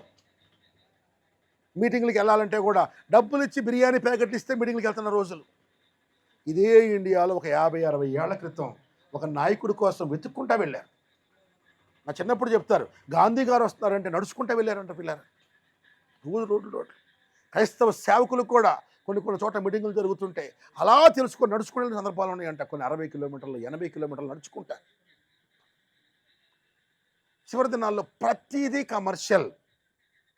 రాబోయే రోజుల్లో ఇంకా కమర్షియల్ అవుతాయి. బైబిల్ చెప్తుంది 7 తెగుళ్ళు కుమ్మరించబడ్డప్పుడు మనుషుల్లో 5వ తెగుళ్ళు అనుకుంటా, మనుషుల్లో ఉన్న మంచితనం మొత్తం చంపివేయబడి అని రాయబడింది. ప్రతిదీ కమర్షియల్. నువ్వు ఒకటి ఇచ్చావు అంటే కమర్షియల్గానే చేసే రోజులు వస్తాయి. ఇప్పటికే ఒక పెళ్ళికి వస్తారు, ఒక పిల్లవాడు పుట్టినరోజు, అందరూ వస్తారు, గిఫ్ట్ పెడతారు, రాసుకోవాలి. వాడు ఉంగరం పెట్టాడు, రాసుకోవాలి, ఎందుకంటే నువ్వు తిరిగి ఇవ్వాలి. అది గిఫ్ట్ కాదు, ఇచ్చింది తిరిగి ఇచ్చేటప్పుడు దాన్ని గిఫ్ట్ అనరు. మరి అంటారా? గిఫ్ట్ అంటే తిరిగి ఆశించనిది అని అర్థం. ఇప్పుడు ఏది అది గిఫ్ట్లు కాదు, కానుకలు కాదు. కానుక అనే పదం ట్రాష్, జస్ట్ ఇన్వెస్ట్మెంట్ అంతే. అది నువ్వు ఇస్తున్నావు, మళ్ళీ తిరిగి వాడు ఇవ్వాలి. చివరికి ప్రతి పని కూడా కమర్షియల్. చివరికి దేవుడి పనులు కూడా కమర్షియల్. నాకేంటి, ఇది చేస్తే నాకేంటి లాభం, నా కుటుంబానికి ఏంటి లాభం, ఇదే ప్రజల మైండ్. భక్తిలో కమర్షియల్. ఎట్టుపోయినా ప్రతి దానిలోనూ సంఘక్షేమం, ప్రజల క్షేమం, ఇతరుల క్షేమం అనవసరం, సొంత లాభం. చివరి దాని పరిస్థితి నాకు ఆశ్చర్యం వేసిన సంఘటన ఏంటంటే, బొంబాయిలో మన తెలుగు చర్చిలో చోట మీటింగ్ జరుగుతుంటే ఒక తమిళ ఆవిడ వచ్చింది మీటింగ్కి. యాక్చువల్గా బొంబాయిలో చర్చిల్లో ఎక్కడ భోజనాలు పెట్టరు. ఇప్పుడు కొన్ని చోట్ల ఉన్నాయి, కానీ మీటింగ్లు అయిపోతే మన ఆంధ్రాలో లేక దూరం నుంచి వచ్చారని భోజనం పెట్టే సంస్కృతి ఉండదు. వచ్చావు, వాక్యం విన్నా వెళ్ళావు, అంతే, నీకు నాకు సంబంధం లేదు, అంతవరకే. కొన్ని ఇళ్లలోకి వెళ్తే ఇంట్లో కూర్చున్న గంట అయిపోయిన తర్వాత 2 గంటలు అయిపోయినాక సేవకుడు వచ్చినా వెళ్ళిపోతున్నావు, 8 అవుతుంది 9 అవుతుంది, నువ్వు వెళ్ళబోతున్నావు అనుకో, కొంచెం ఆగామనుకో, ఏమండి అన్నం తింటారా, వండమంటారా, అన్నం మీ ఒక్కరికే వండమంటారా, మీ ఆవిడ కూడా వండమంటారా అని అడుగుతారు. బొంబాయిలో చాలా చోట్ల మన వర్తమాన ఇళ్లలో ఇంటికి వెళ్తే కూడా వండమంటారా అని అంత ప్రేమగా అడిగినప్పుడు వండని ఎవరు చెప్తారు పిల్లరా? అడిగి ఆకలేసి బాధలో ఉన్న వద్దులేమ్మ తిన్నాననే చెప్తారు. అది ప్రస్తుత పరిస్థితి. ప్రేమతో ఒకరికి నువ్వు అన్నం పెట్టే పరిస్థితి కూడా లేదాడ. పాపం చర్చిలో మీటింగ్ పెడుతుంటే ఒక తమిళ సిస్టరు, పాపం చెన్నై ఐజాక్ గారు చర్చికి వెళ్తారంటే వాళ్ళు, ఆవిడ అక్కడ మీటింగ్కి వచ్చిన తర్వాత వాయిస్ నాది పర్లేదు, మైక్ లేకపోయినా అది బాగా వినపడుతుంది అనుకుంటున్నాను. నిజమైన పిల్లారా? చార్లెస్ స్పర్జన్, డిఎల్ మోడీ 150-200 ఏళ్ల క్రితం ఈ మైక్లు ఇవన్నీ లేని రోజుల్లో 5,000 మందికి 10,000 మందికి మీటింగ్లు చెప్పారు పిల్లలు. ప్రభు 5,000 మందికి మీటింగ్ పెట్టినప్పుడు అసలు ఎట్ట చెప్పాడని అనుకున్నాను నేను. 5,000 మందికి చెప్పినప్పుడు 5,000 మంది అంటే అక్కడెక్కడో దాకుంటారు, ఎక్కడి నుంచి చెప్తున్నా అక్కడ దాకా ఎట్టిన పడింది. ప్రభు చాలా తెలివాడాడు పిల్లలు. మీటింగ్ ఎక్కడ పెట్టాడంటే సముద్రం ఒడ్డున పెట్టాడు. గాలి ఎలా వస్తుంటే ఇలా గాలి వచ్చే దగ్గర నుంచున్నాడు, ఎలా చెప్తే కిలోమీటర్ దూరమైన పడింది అక్కడ. రెండో చోట మీటింగ్ కొండల మధ్యలో పెట్టాడు. కొండల మధ్యలో పెట్టినప్పుడు నువ్వు ఒక చిన్న మాట హలో అన్నావు అనుకో, hello hello hello hello hello hello అని ప్రతిధ్వని ఇచ్చింది అక్కడ కొండల మధ్యలో. అక్కడ మీటింగ్ పెట్టాడు. అక్కడ 5,000 మందికి మళ్ళీ భోజనం పెట్టినప్పుడు అక్కడ గుంపు ఎక్కువ మంది వచ్చినప్పుడు ఏం చేశాడు, ఆ కొండ చర్యలు అక్కడ పెట్టాడు లొకేషన్. ఎందుకంటే అక్కడ 10,000 మంది ఉన్నారు, పురుషులే 5,000 మంది, స్త్రీలు. ఇక ఆ రోజుల్లో ఫ్యామిలీస్ ఎక్కువ కదా, ఒక్కొక్కరికి 2-3 ఫ్యామిలీస్ ఉండేవాళ్ళు. పాత నిబంధన రూల్స్ ఏమి లేవు, ఒకడు 3 చేసుకోవచ్చు, 4 చేసుకోవచ్చు, 5 చేసుకోవచ్చు. 5,000 మంది మగవాళ్ళే అంటే అలా ఫ్యామిలీస్ ఎంతమంది ఉండాలా, పిల్లలు ఎంతమంది ఉండాలా, మొత్తం కలిపితే 25,000 మంది దాకా ఉండొచ్చు. ఆ 25,000 మంది మధ్యలో ప్రభు మీటింగ్ చెప్తుంటే అందరికి వినపడింది. రీజన్, ఆ కొండల్లో మనం చెప్పింది ప్రతిధ్వని ఇచ్చింది పిల్ల. ఆమేన్, హల్లెలూయా. సో కమర్షియాలిటీ ఎంత లెవెల్ లేదంటే, పాప మా సిస్టర్ బొంబాయిలో మీటింగ్ కోసం వచ్చి భోజనం మీటింగ్ అయిపోయిన తర్వాత వెళ్తుంటే బ్రదరు కూర్చొని, బ్రదర్ సిస్టర్ భోంచేసి వెళ్ళండి అన్నారు. అందరూ భోజనానికి కూర్చున్నాం. ఆవిడ అలా అన్న చెల్లి ఇద్దరు వచ్చారు, తమ్ముడు అక్క. ఆవిడ వాళ్ళ తమ్ముడు కూర్చున్నారు, భోజనం పెడితే తింటలేదు ఆవిడ. ఏం తప్ప తింటలేదు అని చెప్పేసి, క్యా సిస్టర్ క్యా ప్రాబ్లం క్యూ నై కారే అని అంటే, ఏం తింటలేదు ఎందుకు తింటలేదు అని అడిగితే ఆవిడ అంటది, దీనికి బిల్లు ఎంత అండి అని అడిగింది. ఈ భోజనానికి బిల్లు ఎంత అంది. ఏం సిస్టర్ ఏం అడుగుతున్నారంటే, నా దగ్గర రిటర్న్ టికెట్కి 20 రూపాయలే ఉన్నాయి, మీరేమో అన్నం పెట్టారు, మరి దీనికి భోజనానికి ఎంత కాస్ట్ అవుద్ది, 50 రూపాయల, ఈ ప్లేట్ మీల్స్ 70 రూపాయల అని అడుగుతుంది. నాకు ఏడుపు వచ్చేసింది ఆ మాటకి. ఏంటి పరిస్థితి? ఒక చోట చర్చిలో మీటింగ్ పెడితే ఆవిడ మైండ్ సెట్ చూడండి. అంటే అలా ఉంది సొసైటీ. అంత లెవెల్కి దిగజారిపోయింది. ప్రతి దానిలో స్వార్థం, మంచితనం. పిల్లవాడు కుటుంబంలో కూడా మా అన్న మా తమ్ముడు అనేది పోయింది. నాకు ఒక తండ్రి ఉన్నాడు, ఒక కొడుకు బాగా చదువుకున్నాడు, సెటిల్ అయ్యాడు. రెండో వాడు బేదగా ఉన్నాడు, సెటిల్ కాలేదు, ఆస్తి పంచాల్సి వచ్చింది. ఒరే నువ్వు చదువుకొని స్థిరపడ్డావు కదరా, వీడు పేదవాడురా, ఏమీ లేదురా, ఇదిగో 3 ఎకరాల పొలం ఉంది, నిజానికి చెరువు సగం ఎకరన్నర ఇవ్వాలి, కానీ నువ్వు బాగా స్థిరపడ్డావు, నీకు పెద్ద పెద్ద ఇళ్ళు ఉన్నాయి, నువ్వు 1 ఎకరం తీసుకొని తమ్ముడికి 2 ఇవ్వరా అంటే ఆ రోజుల్లో ఒప్పుకునేవాడు. అసలు నాకు వద్దులేనా అన్న, 3 ఎకరాలు వాడికి ఇచ్చే, 3 ఆడపిల్లలు, నాకు మగపిల్లలు, టౌన్లో ఉన్నాను. ఈ రోజుల్లో అనవసరం, నాది నాకు ఇచ్చేయి. ఒకవేళ వీళ్ళు ఒప్పుకున్నా వీళ్ళ తర్వాత పిల్లలైనా వస్తున్నారు. ఇప్పుడు మాకు చర్చిలో వచ్చిన సమస్య అదే. మాకు ఒక ఆయన చర్చికి పాపం ఫ్రీగా స్థలం ఇచ్చాడు, చక్కగా నేను కట్టేసుకున్నాము. ఆయన అయ్యా ఎప్పటికైనా ఇది మీకే, ఒకవేళ నేను అడగను, ఒకవేళ నాకు పరిస్థితి వస్తే, అంతగా లేని పరిస్థితి వస్తే మీ దగ్గర ఎంతో కొంత తీసుకుంటాను, ఇది ఎప్పటికైనా మీదేనయ్యా అన్నాడు. ఎందుకంటే ఆయనకు చక్కటి ఇల్లు ఉంది, ఏదో చిన్న షాపులో పని చేసుకుంటాడు, సామాన్యుడు. వాళ్ళ అన్నదమ్ములు మంచి మంచి సెటిల్ అయిపోయారు. వాళ్ళ అన్నదమ్ములు అందరూ వాళ్ళ అంటే ఆ ల్యాండ్ ఓనర్ గారు వాళ్ళ నాన్నగారు గవర్నమెంట్ టీచర్లు, అమ్మా నాన్న. వీళ్ళు 3 అన్నదమ్ముల్లో ఆడపిల్లల్లో ఈయన ఒక్కడే పాపం చదువుకునేవాడు, ఏదో 10వ తరగతి ఇంటర్ చదివి ఆపేశాడు. మిగిలిన అన్నదమ్ములు అందరూ బాగా స్థిరపడ్డారు. వాళ్ళుండి తమ్ముడు మాకు ఆస్తి ఏం వద్దులేరా, అమ్మ నాన్న ఇల్లు నువ్వే తీసుకో, మాకు ఆల్రెడీ సెటిల్ అయిపోయి మేము కొనుక్కున్నాం కదా అన్నారు. వాళ్ళ అన్నదమ్ములు అక్క చెల్లెళ్ళు అందరూ ఒప్పుకున్నారు. ఇప్పుడు 30 ఏళ్ల తర్వాత మనవాళ్ళు వచ్చి మా తాత ఆస్తి మాకు కావాలన్నారు.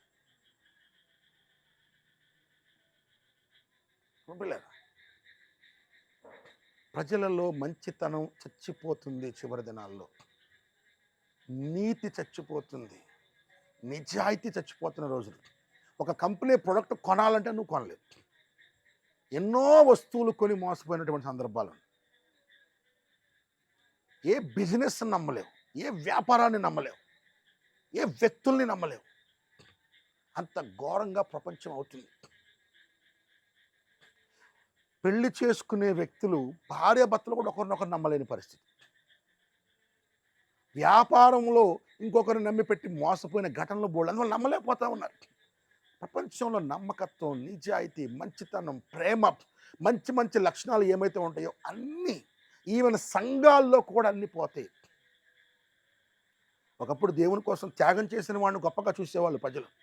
పలానా అయ్యగారు చూడు ఎంత దీనుడుగా ఉంటాడో, పలానా అయ్యగారు ఇన్ని సంఘాలు కట్టినా ఎప్పటికీ గంటలు గంటలు ప్రార్థన చేస్తాడు, అయ్యగారు అలా ఉంటారని ఆ రోజుల్లో మంచితనానికి వాల్యూ ఇచ్చి మాట్లాడుకునేవాళ్ళు.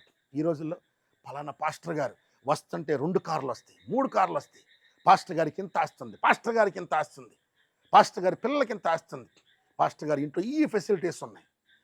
ప్రజల మైండ్లో కూడా అదే ఉంది. నేను బొంబాయిలో ఒక 8 ఏళ్ళు సేవ చేసిన తర్వాత మా తాతయ్య చనిపోతే వచ్చాను.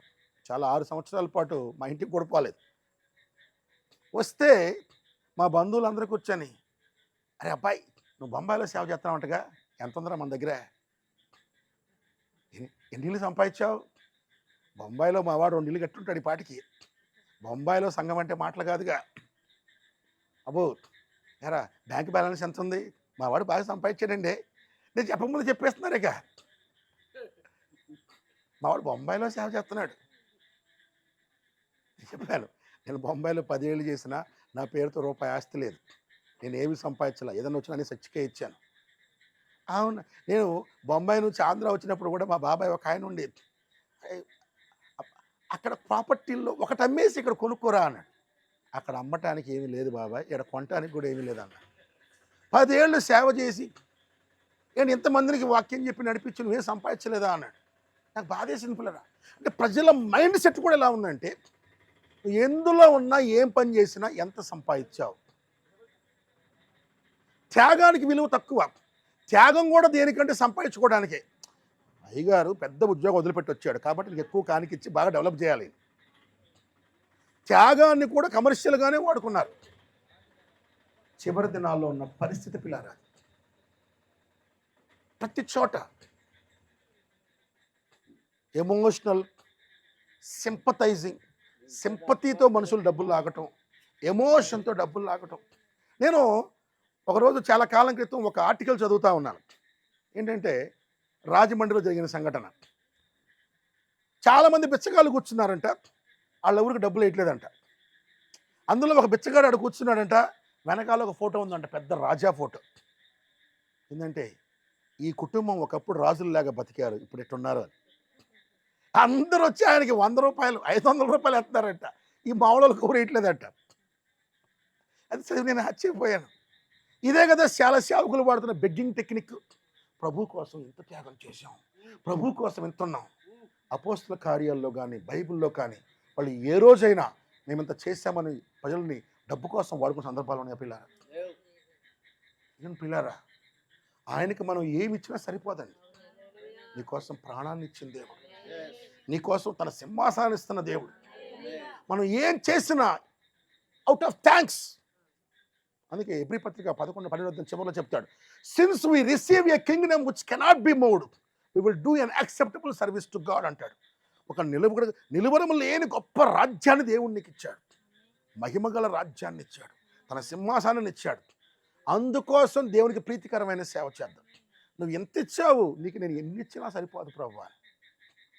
ఇది పొందుకోవడానికి కాదు, క్రైస్తవం అనేది ఇది కాదు. ఇప్పుడు చివరి దినాల్లో ఉన్న పరిస్థితి అది, ప్రజల మైండ్ సెట్ అది. ఇది చూసే దావీదు చివరి దినాలను చూసి రాసి అన్నాడు, ఓ ఆఖరి దినాల్లో భయము, వణుకు, ప్రమాదం, బీభత్సం, పాపాన్ని నివారణ చేయలేని భక్తి, దేవునిలా మార్చలేని భక్తి, దేవునిలాగా బ్రతకలేని ప్రజలు. ఈవెను ప్రజలకు ఇంకో టెక్నిక్ ఏంటంటే, ఈ సేవకుడు చాలా పెద్దోడని చూపించాలంటే ఆయన ఏదో ఒక మీటింగ్, పబ్లిక్ మీటింగ్లో ఒక అందరి ముందు స్టేడియంలోనూ ఎక్కడో స్కూల్లోనూ హై స్కూల్ గ్రౌండ్లోనూ పెట్టిన ఒక వీడియో తెస్తాడు. ఆ వీడియో పెట్టి ప్రతి టీవీ ప్రోగ్రామ్కి వెళ్ళటం, ముందు ఆ వీడియో వేయటం. నేను చాలా పెద్దోడని సైకలాజికల్గా మైండ్లో ఫిక్స్ అవ్వాలి. ఇది ఒక జిమ్మిక్. నిజంగా చూడండి పిల్లరా, పెద్దవాడు ఎప్పుడు తగ్గించుకోవడానికే చూస్తాడు. చెప్పాను పొద్దున కూడా, గొప్ప వాళ్ళందరూ తమను తాము తగ్గించుకున్నారు, మేము యోగ్యులం కాదు ప్రభు అన్నారు. నిజమైన వ్యక్తి ఎన్నడూ తనను చూపించడానికి ప్రయత్నించాల, దేవుణ్ణే చూపించడానికి ప్రయత్నించాడు. కానీ చివరి దినాల్లో మనుషులను చూపిస్తే ఘనత. నేను ఫస్ట్ గుంటూరు వచ్చి పాపం నేను మా తాతయ్య చనిపోయినప్పుడు, ఆంధ్రాలో క్రైస్తవ్యం చాలా ఉంటుంది కదా, మనం అక్కడ సువార్త చేయాల్సిన అవసరం లేదు అని ఇప్పుడు ఫీల్ అయ్యేవాడిని. ఫస్ట్ టైం వచ్చి ఆ బైక్ వేసుకొని గుంటూరు టౌన్లో తిరుగుతుంటే మొత్తం ప్రతి పోస్టర్ మీద చర్చి పేరు, అయ్యగారి ఫోటో, ప్రతి చోట అన్నీ చూస్తున్నా. ఇదిగో వసన్న మినిస్ట్రీస్ ఫోటో, కృపా మినిస్ట్రీస్ ఫోటో, తండ్రి సన్నిధి మినిస్ట్రీస్ ఫోటో, ఇవన్నీ చూస్తాను. చాలా ఏడుపు వచ్చింది. ప్రభువా, అందరూ మనుషులే కనపడుతున్నారు, నువ్వెక్కడ ప్రభువా? నీ వాక్యం ఎక్కడ? ఒక మనిషి ముఖం ఎవరిని కాపాడలేదండి, కానీ ఒక వాక్యం కాపాడది. అన్ని కోట్లు ఖర్చు పెట్టి నువ్వు పుస్తక పాంప్లెట్లు ప్రింట్ చేసే ముందు ఒక్క వాక్యం రాయి, అది ఎన్నో జీవితాలను మార్చింది. ఇప్పుడు మనుషులకి ఫోటోలు కావాలి, వాళ్ళని వాళ్ళు చూపించడం కావాలి. యూట్యూబ్లో కూడా ఇప్పుడు సేవకులు వాళ్ళు పెట్టేటువంటి వాళ్ళ థంబ్నెయిల్స్ మొత్తం ఏముంటుంది, ఆ వాక్యం కొంచెం ఉంటుంది, అయ్యగారి ఫోటో. క్యాలెండర్లో కూడా చూడండి, అయ్యగారి ఫోటో, అమ్మగారి ఫోటో, ఫ్యామిలీ ఫోటో. నీ కుటుంబం ఏం ఉపయోగం పిల్లలు? అపోస్తల కాలం క్రైస్తవ్యం చూడండి, పౌలుని బర్నబాని ఎచ్చేస్తుంటే చొక్కాలు చింపుకొని వాళ్ళు బూడిద పోసుకొని ఏడ్చారు. మార్టిన్ లూథర్ గారు రోమన్ క్యాథలిక్ సంఘాన్ని ఎదిరించి ఆయన బయటకు వస్తున్న రోజుల్లో అప్పుడున్నటువంటి నామకార్థ సంఘాలైనటువంటి క్యాథలిక్ వాళ్ళు వీళ్ళని ఎగతాళి చేస్తూ, వాళ్ళు చిన్న గుంపు, వాళ్ళు పెద్ద గుంపు, మీరు అబద్ధ క్రైస్తవులు, మీరు రాంగ్ బోధకులు, మీరు డూప్లికేట్ వాళ్ళు, ఇలా ఇలా ఇలా ఇలా పిలిచారు. చివరికి వాళ్ళకు ముద్రేశారు, ఏదో చెడ్డ పేరు, ప్రొటెస్టెంట్లు మీరు. ఆ రోజుల్లో అది పెద్ద చెడ్డ పేరు. ఇంకా చాలా అసహ్యంగా పోపు గారు కొంతమంది కలిసి మీరు మీరు మీరు లూథరన్స్, మేమేమో క్రిస్టియన్స్, మీరు లూథరన్స్. వెస్లీ కాలంలో మేము క్రిస్టియన్స్, మీరు మెథడిస్టులు, మీరు వెస్లియన్స్ అన్నారు. పెంతెకోస్తు కాలంలో అదే. ఈ రోజుల్లో కూడా మేము క్రిస్టియన్స్, మీరు బ్రహ్మామైట్లు, మేము క్రిస్టియన్స్, లేకపోతే మీరు పెంతెకోస్తు వాళ్ళు. ఏదో ఒక పేరు, నిజంగా బతికేవాడికి ఏదో ఒక అబద్ధ పేరు యాడ్ చేస్తారు పిల్లలు. మార్టిన్ లూథర్ గారిని మీరు లూథరన్స్, మీ చర్చికి ఇంకా లూథరన్ చర్చ్ పేరు పెట్టుకోండి, లూథరన్ చర్చ్ అని పేరు పెట్టుకోండి అని అపహాస్యం చేసి ఎగతాళి చేశారు. అప్పుడు లూథర్ ఫాలోవర్లో కొందరు ఒక లెవెల్కి వెళ్ళిపోయి కొంతమంది పెట్టుకుంటాం సార్, అవసరం అయితే లూథర్ గారే పేరే పెడతాం మీకేంటంట అని ఒక లైన్ దాటి మాట్లాడారు. ఆ మాట అనగానే మార్టిన్ లూథర్ పిల్లారు నిజంగా జరిగిన సంఘటన వర్మ్స్ అనే కాన్ఫరెన్స్లో ఆయన నిజంగానే ఆయన పెట్టుకున్న చొక్కాని చించి ఆ మోకరించి ఏడ్చి, ప్రభువా నువ్వు రక్తం పెట్టి నీ ప్రాణంతో కొన్న సంఘం మీద ఏ మానవుడి పేరు ఆ రోజు రాకూడదు ప్రభువా. ఏడ్చాడు ఆయన. ఆయన పేరు పెడతానంటేనే ఏడ్చాడు. ఆయన చచ్చిపోయిన 150 ఏళ్ళకి తెచ్చి అదే పెట్టారు. పెట్టండి AELC, Andhra Lutheran church, German Lutheran church, American Lutheran church. Reformation వచ్చిన 500 సంవత్సరాల సందర్భంగా గుంటూరులో ఎక్కువ లూథరన్ చర్చ్లే. గుంటూరు ఆల్ ఓవర్ ఇండియాకి హెడ్డే గుంటూరు లూథరన్ చర్చ్. ఒక చిన్న చర్చిలో ఒక ఆయన బంధువులు ఆయన ఉండి, మా వాడు కొంచెం వాక్యం తెలుసులే అన్నట్టుగా ఫీల్ అయిపోయి 500 సంవత్సరాలు అయింది లూథర్ చర్చ్ బయటకు వచ్చి ఈరోజు లూథర్ గురించి వాక్యం చెప్పని పిలిచారు పిల్లలు. ఒక మాట చెప్తా, ఆ రోజు చెప్తా, ఈరోజు లూథర్ గారిని గనక సమాధిలో నుంచి దేవుడు పైకి లేపితే ఈరోజు జరిగే ఇవన్నీ చూస్తాను ఎలా ఫీల్ అవుతాడు? గొప్పగా ఫీల్ అవుతాడా? ఆ రోజు పేరు పెడతానంటే తల్లడిల్లిపోయి ఏడ్చాడు భక్తుడు. ఒక వ్యవస్థ చేస్తుంటే ఏడ్చాడు భక్తుడు. ఈరోజు మనుషులు వాళ్ళ పేర్లు పెట్టుకొని హెచ్చించుకుంటా, వాళ్ళు ఫోటోలు వేసుకొని హెచ్చించుకుంటా.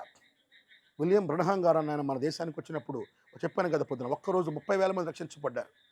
ఆయన మీటింగ్లకి ఆయన ఫోటో వచ్చి అడిగారు, బ్రనహాం గారు మీ ఫోటో ఇవ్వండి, మీ ఫోటో వేసి పబ్లిసిటీ చేస్తామంటే ఆయన అన్నాడు, నా ఫోటో చూసి గనక వాళ్ళు వస్తే వాళ్ళు ఎన్నడూ రక్షించబడరు. ఫోటో అవసరం లేదు, వాళ్ళకి దేవుడు కావాలి, దేవుని వాక్యం కావాలి. వాళ్ళు క్రీస్తుని బట్టి రావాలి, కానీ ఈ పాపి అయిన మానవుడిని బట్టి కాదు. ఇప్పుడేంటి, ఇప్పుడున్న ట్రెండ్ అది కాదు. మాయ గారి చాలా గొప్పవాడు. రెండోది ఫోటోలు కూడా పిల్లరా. పాత రోజుల్లో ఏంటంటే కనీసం సేవకుడు అని చెప్పడానికి కొంచెం తగ్గించుకొని ఫస్ట్ బైబిల్ సంఖలో పెట్టుకొని ఫోటోలు వేసుకునేవాళ్ళు. దీవెనయ్య గారు బైబిల్ చేతిలో ఫోటో, ఇంకొకరు చేతిలో ఫోటో. ఇప్పుడు అది కూడా పోయింది. నేను సేవకుడిని కాదు, నేను ప్రసంగికుడిని. మైక్ పట్టుకొని ఫోటోలు. ప్రతి ఫోటోలో ఈయన మైక్ పెట్టుకోవటం, సైడ్ నుంచి ముందు వేలాది మంది జనాలు, లేకపోతే మైక్, లేకపోతే ఈ మైక్ కాలర్ మైక్. మనిషి ఫోటో సరిపోతుంది కదా, మైక్ ఎందుకు అవసరం? ఈయన బోధకుడు, ఈయన ప్రసంగికుడు.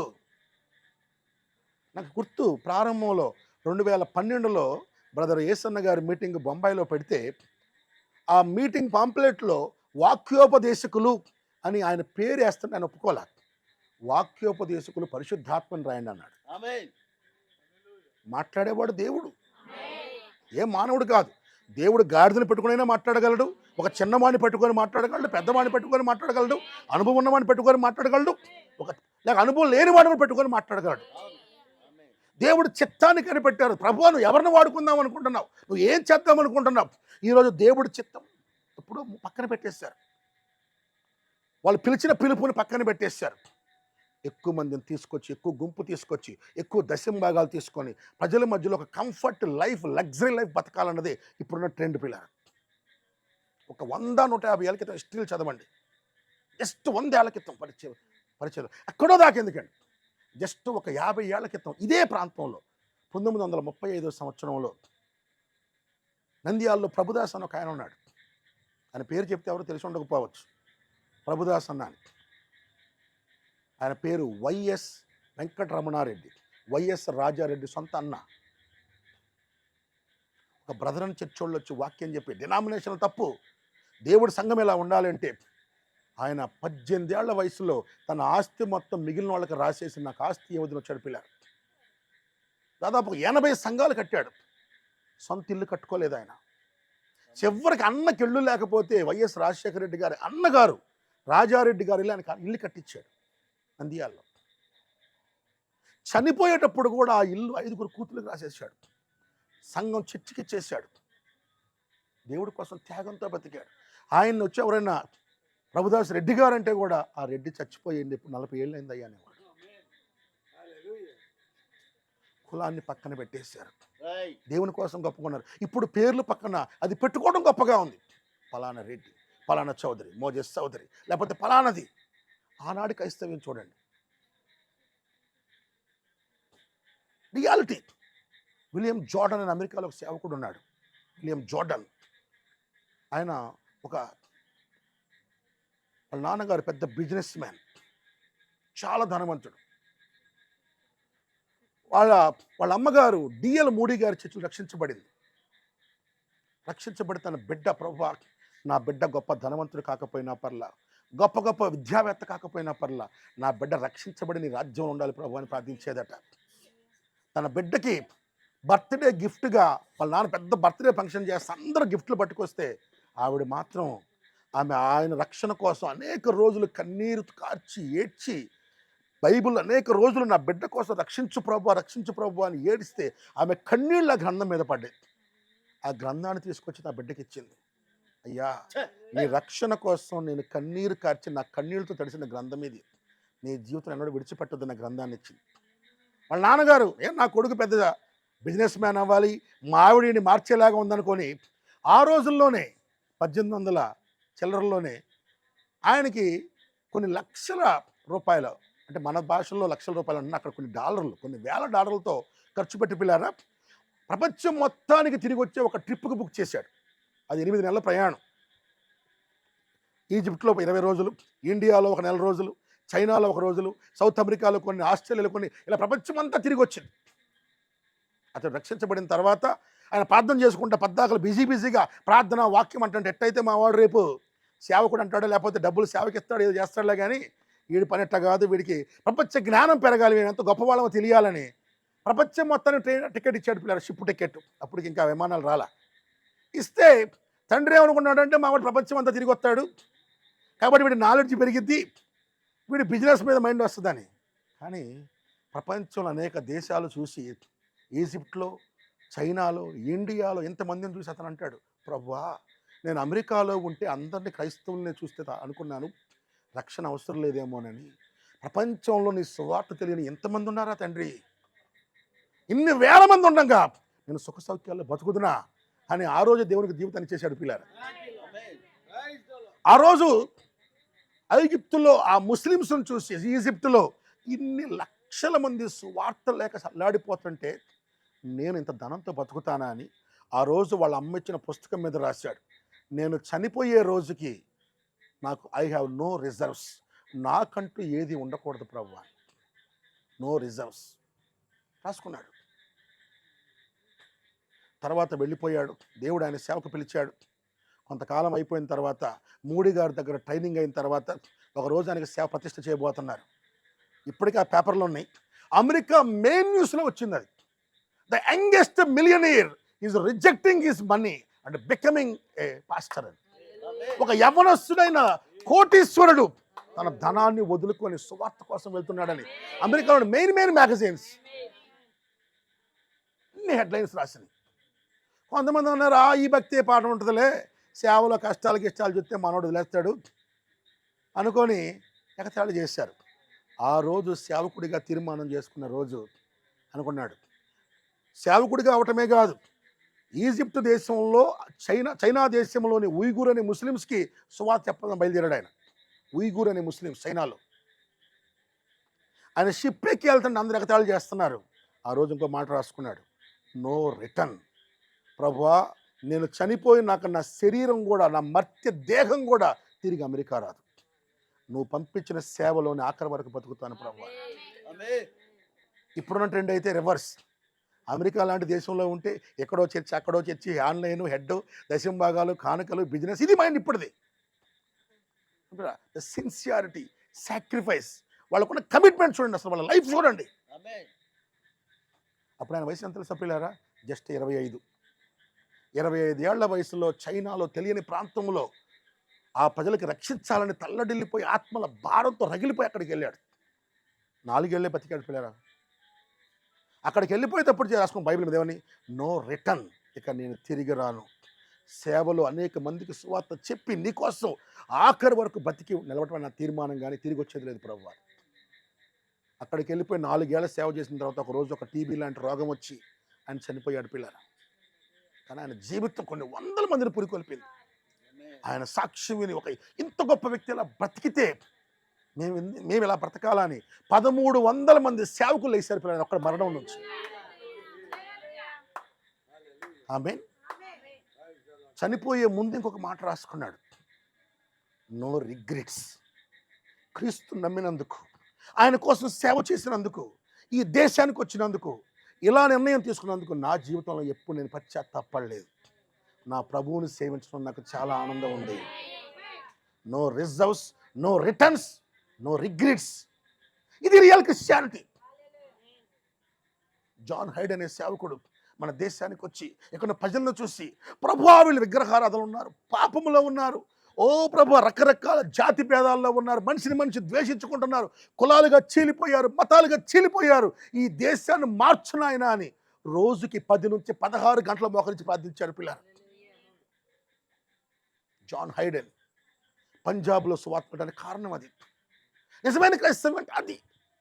వాళ్ళ ప్రార్థన వీళ్ళ ఆత్మలు మార్చి వాళ్ళ జీవితాలు మార్చాలి. ఇప్పుడు కూడా ప్రార్థన ఉంది. ఏమని? ప్రభువా పిల్లడికి ఉద్యోగం ఇవ్వనైనా, ప్రభువా వీళ్ళకి ప్రభువా దీవెని ఇవ్వనైనా, ప్రభువా వీళ్ళకి మంచి జాబ్ ఇవ్వనైనా. భౌతిక ఆశీర్వాదాల కోసం తప్ప రియల్ సిన్సియర్ ప్రేయర్ ఎక్కడా లేదు. Very very very few. కనుక్కోలేవు. ప్రజల దృష్టిలో ఏడ్చేవాడు చేతకానివాడు, కానీ ఆ రోజుల్లో ఆత్మల కోసం తల్లడిల్లిపోయి ఏడ్చినవాడు దేవుని మెప్పించినవాడు. ఆశీర్వాదాల కోసం ప్రార్థన, దీవెనల కోసమే. ఈవెన్ దేవుడిచ్చిన ప్రతి ఈవిని కూడా ఆత్మ రక్షణ కోసమే వాడారు. స్వస్థతని, లేకపోతే వరాలు, వాళ్ళకి ఇచ్చిన ప్రవచనాలు కూడా ప్రజలను ఎలా రక్షించాలని వాడారు తప్ప మిగిలినది లేదు. అందుకని ఈ దినాలను చూసి దావీదు చివరి దినాలు భయంకరమైన దినాలను రాశాడు ఆయన. రియాలిటీ, నరులలో మంచితనము, నిజాయితీ, క్షమాపణ. రియల్ క్రిస్టియానిటీలు ఇప్పుడు క్షమాపణ కూడా చాలా తక్కువ పిల్లలు. అందుకని చూడండి, మొన్న ఈ మధ్యన ఇక్కడ చూస్తే పాలకుల్లో పాస్టర్లందరూ కలిసి స్వస్థత కోసం ఎవరు వస్తున్నా కానీ గొడవలు పెడుతున్నారు. యూనియన్లు. ఇది ప్రపంచం మొత్తం వస్తుంది. బైబిల్ చెప్తుంది పిల్లలు, ప్రపంచం మొత్తం వస్తుంది. యోసేపు అన్నదమ్ములకి యాక్చువల్గా నేను ఒకరోజు బొంబాయిలో ఊర్లో రోడ్డు మీద కుక్కలు ఉండవు, ఎందుకంటే చాలా జాగ్రత్తగా ఉంటుంది. కుక్కలను పట్టుకెళ్ళిపోతారు. ముంబై దాటి అవుట్స్కట్కి వెళ్ళిపోయిన తర్వాత పాలగర్ అనే ఊరికి వెళ్ళా ఒక మీటింగ్ కోసం. వెళితే ఒక 20 కుక్కలు కలిసి ఒక్కొక్క వెంట పెడుతున్నాయి. ఏందబ్బా అని చూస్తే ఆ కుక్క మెడలో గొలుసు ఉంది. అది ఒక ఇంట్లో కుక్క, ఒకటి చాలా జాగ్రత్తగా పెంచుకుంటున్న కుక్క. అది ఎట్లాగో మిస్టేక్గా తలుపు దాటి బయటకు వచ్చి తిరుగుతుంది. ఈ వీధి కుక్కలకు దాన్ని చూసి జలసీ పుడుతుంది పిల్లలు. మేము ఎక్కడ పెడితే ఎక్కడ తింటుంటే వీడికి ప్లేట్లో ఫుడ్డా, మేము ఏది పెడితే ఎవడు పెడతాడా అని చెప్పి కుక్కలా చూస్తుంటే వీడికి టామీ, పింకీ అని పేర్లు పెట్టి దువ్వి పెడతారా. మమ్మల్ని ఏమో ఎక్కడ పెడితే అక్కడ కాలుతో తన్నుతా ఉంటుంటే దీన్నేమో తీసుకెళ్ళి బెడ్ మీద పడుకోబెడతారా అని ఇవి ఎన్నో రోజుల నుంచి దాని మీద కక్ష కట్టి కూర్చుండే పిల్లలు. ఈ బయట నుంచి వస్తూ ఉంటాయి. దానికి టామీ, హ్యావిట్నా, నేను కావో కావో అని మటన్ ముక్కలు ఇవన్నీ పెడుతుంటే బయట నుంచి బాబు బాబు అని వస్తూ ఉంటాయి. ఇవి ఒకరోజు ఆడు బయటికి రాగానే మొత్తం కలిసి ఎగపడ్డాయి. ఇదే పిల్లలు నిజంగా ఆత్మీయంగా దేవుని కాపుదల్లో ఉన్న ఒక నిజమైన దేవుని బిడ్డ, లేకపోతే ఒక దేవుని సేవకుడు, ఒక శక్తి కలిగిన ఏదన్నా కానీ సంథింగ్ దేవుని నుంచి పొందుకున్న ఒక వ్యక్తి వచ్చినప్పుడు ఈ పొందలేని గుంపు అంతా కలిసి వాడి మీద పడతా ఉంటాయి. ఇది యోసేపు అన్నదమ్ములు జరిగిన చరిత్ర. ఇది రిపీట్ అవుతుంది ప్రపంచం అన్ని కాలాల్లో కూడా పిల్లలు. ఆమేన్. చివరి దినాలు చూడు, పాపాన్ని జయించలేని ప్రజలు సంఘంలోనే లిప్స్టిక్లు వేసుకొని, మేకప్లు వేసుకొని, జుట్టు పుట్టి పుట్టి వేసుకొని ఆడ పాస్టర్ అమ్మలు స్టేజ్ మీద ఉంచిన రోజులు ఇవి. కొన్ని విషయాలు మీరు పబ్లిక్గా కూడా చెప్పలేనంత నీచమైన క్రైస్తవ్యం ఉంది ఈరోజు కొన్ని చోట్ల. ఆఫ్రికాలో ఒక వీడియో చూస్తే ఆమె యొక్క జననేంద్రియానికి పూజ చేస్తున్నారు వచ్చి కొంతమంది. క్రైస్తవ్యం ఆశ్చర్యం వేసింది, ఇలా కూడా ఉంటారా ప్రజలు అని. అనేక రకాలుగా చూడండి, ప్రజల్లో ఏది పాపమో ఏది పరిశుద్ధత ఎప్పుడో మర్చిపోయారు. Lipstick, makeup. ఒక 100 ఏళ్ల క్రితం ఒక అమ్మాయి జీన్ ప్యాంట్ వేసుకొని ఊర్లో కనపడితే ఎలా ఉండేది పిల్లలు? నా చిన్నప్పుడు నేను 9వ తరగతి చదివేటప్పుడు ఒక అమ్మాయి, మా ఊరమ్మాయి ఎక్కడో వెళ్ళి వాళ్ళ బంధువుల దగ్గరికి వెళ్ళి వచ్చి ఊర్లో ఆ ప్యాంటు షర్ట్ వేసుకొని తిరిగితే అందరూ చూడటమే, అందరూ తిట్టడమే. నీకేం పోయే కాలం వచ్చింది, మగవాళ్ళు బట్టలేసేవాళ్ళు. మారిషస్ అనే ఒక దేశం ఉంది, ఐ థింక్ మారిషస్ కాదు, ఫిజీ. ఎవరైనా యూట్యూబ్లోకి వెళ్ళి చూడండి, ఫిజీ అనే దేశం. ఆ దేశంలోకి వెళ్ళి వీడియో చూస్తే మగవాళ్ళందరూ ఫ్రాక్లు వేసుకొని ఉన్నారు. నేను చెప్పేది నిజం, కథ కాదు, కల్పన కాదు. మీటింగ్ అయిపోగానే ఫిజీ అనే దేశాన్ని చూడండి, ఆ దేశ అధ్యక్షుడు మన దేశానికి వస్తే కూడా ఇంత చిన్న ఫ్రాక్ వేసుకొని వస్తాడు. ఫ్రాక్ పైన టైట్ ఆడవాళ్ళ డ్రెస్. మన ఇండియన్ యూట్యూబర్ కూడా ఆ దేశానికి వెళ్ళాడు. వెళ్ళి మనోడు ప్యాంటు షర్ట్ వేసుకుని అందరి మీద తిరుగుతున్నాడు. మగవాళ్ళు చూసి ఏంటిది ఏంటిది అని. చివరి దినాల పరిస్థితి అది. అందరూ తిడుతుంటే తిట్టకుండా క్షమించేవాడు చాలా విచిత్రంగా కనపడతాడు. క్షమాపణ అనేది ఎక్కడ కనిపించని రోజులు. రియల్ క్రిస్టియానిటీకి బేసిస్సే క్షమాపణ పిల్లలు. ఇంట్లో చర్చికొచ్చి అత్తాకోళ్ళకు క్షమించుకోలేకపోతున్నారు, సేవకులు క్షమించుకోలేకపోతున్నారు. బల్లో చేయి వేసే ప్రతిసారి మనం క్షమించే తీసుకుంటాం. క్షమించింది మర్చిపో, క్షమించింది గుర్తుపెట్టుకో, వాడి పాపాన్ని మర్చిపోమని బైబిల్ చెప్తుంది. ఇప్పుడు అనేక రోజులు బల్లలో చేయి తీసుకుంటున్నా వాళ్ళు క్షమించిన సంగతి కూడా వాళ్ళకి తెలియదు, క్షమించడం కూడా లేదు పిల్లలు. నేను ఒక సేవకుడి జీవితాన్ని చదివాను చాలా కాలం క్రితం. రెండో ప్రపంచ యుద్ధ కాలంలో సౌత్ అమెరికాలో సేవ చేసిన ఒక సేవకుడు బ్రదర్ స్టీవెన్. వాళ్ళ నాన్నగారు ఆర్మీలో జాబ్ వదిలేసి ఈక్వడార్ అనే దేశంలో ఆటవిక జాతి ప్రజల్ని వాళ్ళని మార్చాలని పిల్లలు నలుగురు స్నేహితులతో ఆ దేశానికి వెళ్ళాడు. అమెరికా నుంచి, ఫ్లోరిడా రాష్ట్రం నుంచి అక్కడికి వెళ్ళాడు. అక్కడికి వెళ్తే వాళ్ళ ఆటవిక ప్రజలు, వాళ్ళ భాష రాదు, వాళ్ళ మనుషులు చంపుకు తినే మనుషులట. అలాంటి వాళ్ళ మధ్యలో సువార్త చెప్పడానికి అమెజాన్ నది పక్కన యువతల వైపు ఉన్నారు. కొద్ది రోజులు తిరిగిన తర్వాత ఒక్కరోజు ధైర్యం చేసి వాళ్ళ దగ్గరికి వెళ్తాడు. కొంతకాలం స్వీకరిస్తారు. ఆ తర్వాత వాళ్ళ నాయకుడు వచ్చి ఇతన్ని పట్టుకొని పిల్లారా స్టీవ్ వాళ్ళ నాన్నగారిని, మనిషిని బ్రతికుండగానే తింటాడు. ఈయన సువార్త చెప్తుంటే నాలిక కరిసేసి రక్తాన్ని తాగుతుంటాడు. ఒకే మాట నేర్చుకున్నాడు, దేవుడు నిన్ను ప్రేమిస్తున్నాడు. అదే చెప్తాడు, దేవుడు నిన్ను ప్రేమిస్తున్నాడు బ్రదర్ అని వళ్ళా కరిసేసి ఆ నాలికను మొత్తాన్ని కరిసి రక్తాన్ని తాగుతుంటే కూడా దేవుడు నిన్ను ప్రేమిస్తున్నాడు బ్రదర్ అని ఆ బొగ్గలను కొరికి తింటా ఉంటాడు. దేవుడు నిన్ను ప్రేమిస్తున్నాడు అంటాడు. అతన్ని గొంతు పిసికి చంపేసి మాంసం మొత్తం తినేశారు. అతనితో పాటు వాళ్ళ అక్క బావ కూడా సేవకి వెళ్ళారు. ఆ బావగారు కూడా చచ్చిపోయాడు. వాళ్ళ అక్క తిరిగి వెళ్లకుండా, అంటే స్టీవ్ వాళ్ళ మేనత్త రేచెల్ ఆవిడ పేరు, వెళ్లకుండా నా తమ్ముడు వీళ్ళ కోసం హతసాక్షి అయ్యాడు ప్రభువా, వీళ్ళు రక్షించబడాలి నాయన అని కొన్ని రోజులు అక్కడే కూర్చొని అమెజాన్ యువతల వైపు, నది యువతల వైపు ఏడిస్తే ఒకరోజు ఆ తెగలో తప్పించుకున్న ఒక అమ్మాయి వీళ్ళ దగ్గరికి వచ్చింది, దయ్యుమాన్. ఆ అమ్మాయికి వీళ్ళు రక్షించి సువార్త చెప్పి మార్చి ఆమె ద్వారా భాష నేర్చుకొని అక్కడికి వెళ్తుంది పిల్లలు. వెళ్ళినప్పుడు ఈమె ద్వారా సువార్త వెళ్ళేసరికి మొత్తం రక్షించబడతారు పిల్లలు, మొత్తం రక్షించబడ్డారు. వాళ్ళ ట్రైబ్ నాయకుడు మింకాయి నేను ఉన్నాడు. అతని జీవితం మీద హాలీవుడ్లో సినిమా కూడా తీశారు, ద ఎండ్ ఆఫ్ ద స్పిర్ అనే మూవీ ఉంటుంది. ఆ రోజులు మీ తమ్ముడిని చంపిన వాడిని చంపడానికి వచ్చావా అంటాడు మింకాయిని. లేదు, నా తమ్ముడు నువ్వే అంటదా. నా తమ్ముడు ఒక తమ్ముడు చనిపోయాడు, నాకు 100 మంది తమ్ముడు ఉన్నారు ఎక్కడ అంటది. ఆవిడ ఎంతో బాధపడతారు.